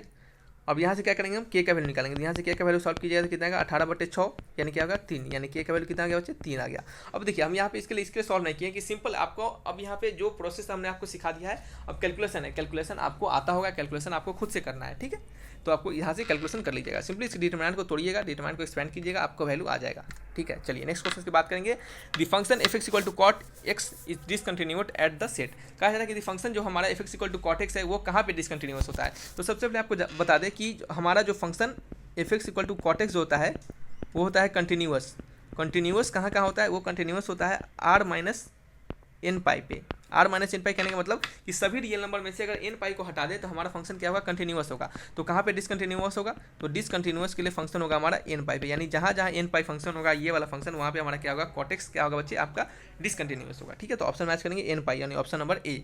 2n पाई इसलिए नहीं होता है बच्चे कि 2n पाई अगर रहता तो हमारा कुछ कुछ वैल्यू छूट जाएगा। जैसे आप यहाँ पे अगर एन के जगह पे 0 1 2 डालिएगा तो देखिए एन के जगह पे 0 डालेंगे तो क्या होगा 0, 1 डालेंगे तो पाई, 2 पाई, 3 पाई, ठीक है, ऐसा आ रहा है। लेकिन जब यहाँ पे हम 2n पाई लेंगे, बच्चे क्या करते हैं, कंफ्यूज हो जाते हैं, सोचते हैं कि 2n पाई क्यों नहीं होगा। तो इसके लिए आपको बता दें कि जब हम 2n पाई लेंगे तो n के जब 0 डालेंगे तो 0, 1 डालेंगे तो 2 पाई, ठीक है, और 2 डालेंगे तो क्या होगा बच्चे आपका 4 पाई। देखिए आपको कुछ कुछ छूट रहा है, 0 छूट जा रहा है, 3 पाई छूट जा रहा है, तो इसका आंसर छूट जाने के कारण हम 2 पाई नहीं ले सकते, 2n पाई नहीं लेते हैं, क्या होगा आंसर n पाई हो जाएगा, ठीक है। और देखिए यहाँ पे ये डिसकंटिन्यूस होता है क्योंकि क्या होता है, यहाँ पे जो हमारा कॉट एक्स का जो होता है बच्चे वो इन्फानाइट की तरफ बढ़ जाता है, क्या होता है, इन्फानाइट की तरफ चला जाता है, ठीक है। वहीं पे अगर tan का पूछता तो tan क्या होता है बच्चे, n π/2, यानी π/2 वाले वैल्यू, क्या होगा π/2 वाले, क्या बच्चे π/2 वाले वैल्यू, ठीक है। चलिए ये समझ में आ गया आपको। नेक्स्ट है आपका 23, क्या होगा क्वेश्चन नंबर 23। क्वेश्चन नंबर 23 कहा जाए कि area bounded by the curve y equal to, देखिए क्वेश्चन थोड़ा सा गलत लिखा हुआ है, इसको थोड़ा सा सुधार के लिखिएगा कि y इक्वल टू क्या होगा 16 माइनस एक्स स्क्वायर का रूट अंडर। आपको बताना है इसके द्वारा एरिया बाउंडेड बाय द्वारा ये कर्व और एक्स एक्सिस, ये कर्व और एक्स एक्सिस के द्वारा आपको एरिया बाउंडेड बताना है, ठीक है। तो आप कैसे निकालिएगा, सबसे पहले तो आप सिंपली क्या कीजिए कि जैसे ऐसे पूछा जाए कि एरिया इसके द्वारा निकालना है, तो आप क्या कीजिए y की जगह पे 0 पुट कर दीजिए। जब y को 0 पुट कीजिए तो x का वैल्यू क्या आएगा, x का वैल्यू आएगा 16 minus x square equal to 0, तो एक्स स्क्वायर क्या आ गया बच्चे आपका 16, तो x का वैल्यू क्या आ गया +-4, ठीक है, x का वैल्यू +-4। और आपको हमें y का वैल्यू क्या दिया जा रहा है, root under 16 minus x square, तो एरिया निकालना है, तो एरिया कैसे निकालेंगे, इंटीग्रेशन ऑफ -4 से 4, ठीक है, root under 16 minus x square into dx, 16 minus x square into dx, ठीक है। सॉरी फॉर डिस्टर्बेंस बच्चे, ठीक है। तो क्या हो जा रहा है बच्चे, क्या हो गया -4 से 4 root under 16 minus x square into dx, इसका आपको एरिया फाइंड करना है। अब समझ में आ रहा है कैसे निकालना हमने, सिंपली जब भी आपको दिया जाए, आपको कुछ भी नहीं आए तो आप क्या कीजिए x और y का वैल्यू पुट कर लीजिए, वहाँ से वैल्यू निकाल लीजिए। हमने x y की जगह पे 0 पुट कर दिया, x का वैल्यू निकाल दिया, और x के टर्म में ही हमारा फंक्शन है, और x के टर्म में हमने इसको क्या किया, डिफ्रेंशिएट कर दिया। ग्राफ खींचने का आपको जरूरत नहीं पड़ा, यहाँ पे आप ग्राफ भी खींच सकते थे। कैसे खींचिए ग्राफ, जैसे हमने पिछले वाले क्वेश्चन में बताया है, सिमिलरली उसी तरह से। और ये आपको दिख रहा होगा कि क्या हमारा इवन फंक्शन है, ये हमारा क्या है बच्चे, एक इवन फंक्शन है। तो इवन फंक्शन को क्या लिखेंगे बच्चे हम, 2 टाइम्स ऑफ एरिया, क्या हो जाएगा बच्चे हमारा एरिया हो जाएगा 2 टाइम्स ऑफ 0 से 4, ये आपका प्रॉपर्टी होता है डेफिनेट इंटीग्रेशन का, वहाँ से हमने लिखा root under 16 minus x square into dx, ठीक है, 2 टाइम्स ऑफ। अब इसको डिफ्रेंशिएशन, सॉरी इसका इंटीग्रेशन करना है, तो इसका इंटीग्रेशन क्या होगा बच्चे, इसका इंटीग्रेशन होता है x/2 रूट अंडर क्या हो गया बच्चे x/2 root under 16 minus x square plus क्या हो गया बच्चे ए स्क्वायर, यानी ए स्क्वायर कहने का मतलब 16/2। सॉरी फॉर बच्चे एक्स्ट्रा साउंड के लिए, क्या कीजिए बच्चे इधर थोड़ा सा डिस्टर्बेंस आ जाता है कभी कभी, ठीक है, तो थोड़ा मैनेज कीजिएगा। तो a² 2 हो गया, तो 4 स्क्वायर यानी ए स्क्वायर हमारा यही है 16 है, तो 16/2 हो गया। और ये क्या होगा आपका साइन इनवर्स x/a, तो x/a यानी यही होगा। इसको क्या लिख सकते हैं 4 का स्क्वायर लिख सकते हैं, a का स्क्वायर हो गया, तो क्या होगा 16/a यानी x/4, ठीक है।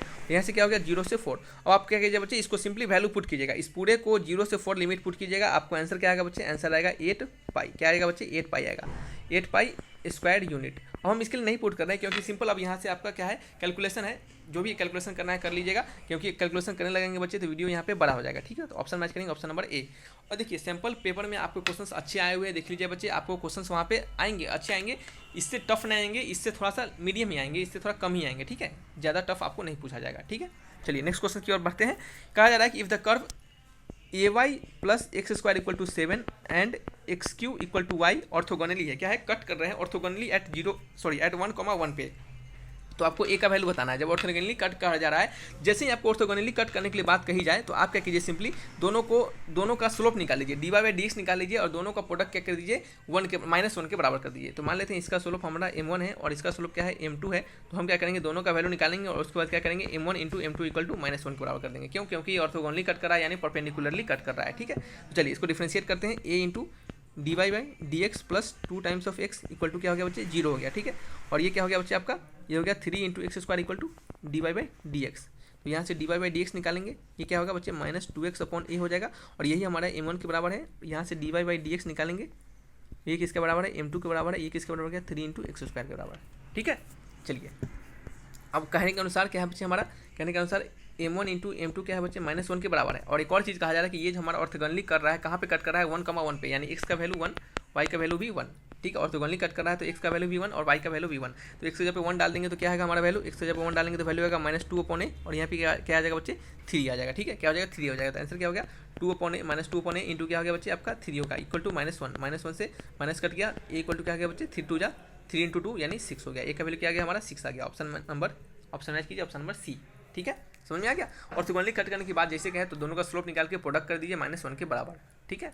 चलिए नेक्स्ट बात करेंगे solution of differential equation x dy - y dx = 0। ये क्या है 0 है, थोड़ा सा गलत लिखा हुआ है, ठीक है 0 है, ठीक है। तो इसका आपको क्या बताना है सोल्यूशन बताना है, ये कैसा होगा। तो चलिए हम क्या करेंगे यहाँ पे x dy = y dx कर लेंगे और अब क्या करेंगे, अब दोनों तरफ का वेरिएबल सेपरेट करेंगे। तो dy/y इक्वल टू क्या हो गया बच्चे dx/x हो गया, इंटीग्रेट कर देंगे दोनों साइड। तो ये क्या होगा, ये हो आपका log y इक्वल टू क्या हो गया बच्चे log x और क्या करेंगे log c एक कॉन्स्टेंट ऑफ इंटीग्रेशन दे देंगे, ठीक है।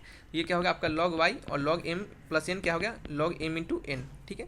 यहाँ से दोनों सब एंटी लॉग लेंगे तो क्या होगा y = x × c आएगा। और एक और आ सकता है x = y × c आता है। और ये क्वेश्चन पूछा जा रहा है कि आपको हमें ये जो क्वेश्चन है ये इसमें कहा जा रहा है कि हमें ये जो इसका इक्वेशन है ये आपका डिफरेंशियल इक्वेशन हमें क्या रिप्रेजेंट करता है, एक रेक्टेंगुलर हाइपरबोला, एक पैराबोला जिसका वर्टिस कहाँ है ओरिजिन पे है, एक स्ट्रेट लाइन जो कि ओरिजिन से पास कर रहा हो, या फिर नॉन ऑफ दिस। तो आपको हमने तुरंत कहा है कि ये क्या है y = mx × c का mx क्या है बच्चे y = mx का क्या है बच्चे ये टाइप पे क्या है y = mx का टाइप है। तो y = mx का टाइप का जो ग्राफ होता है वो कैसा होता है, ये आपका ओरिजिन से पास करता हुआ जाता है। तो ऑप्शन मैच कीजिए ऑप्शन नंबर क्या हो गया बच्चे option number C is the right answer, ठीक है। तो बच्चे ये कुछ आपके 25 क्वेश्चन थे आपके सैंपल पेपर के रिगार्डिंग, तो इनको आप अच्छे से ध्यानपूर्वक 2 बार 3 बार 4 बार देखिएगा। इससे क्या होगा आपको कंसेप्चुअल नॉलेज बढ़ेगा, दिमाग में आपको सेट होगा, ठीक है बच्चे। चलिए बच्चे क्या है सॉरी फॉर दैट, तो क्या हो गया आपको इससे क्या होगा कंसेप्चुअल नॉलेज बढ़ेगा, 2 बार 3 बार देखिएगा, आपको बहुत सारा दिमाग में क्वेश्चन सेट होगा, कैसे बनाना है उसका तरीका पता चलेगा और इससे रिलेटेड कुछ क्वेश्चंस को आप और भी बना लीजिएगा, ठीक है। तो चलिए बच्चे ये वीडियो कहीं तक रखते हैं, ये वीडियो बहुत बड़ा हो गया होगा लेकिन आपको सीखने के जरूर यहाँ से कुछ ना कुछ मिला होगा।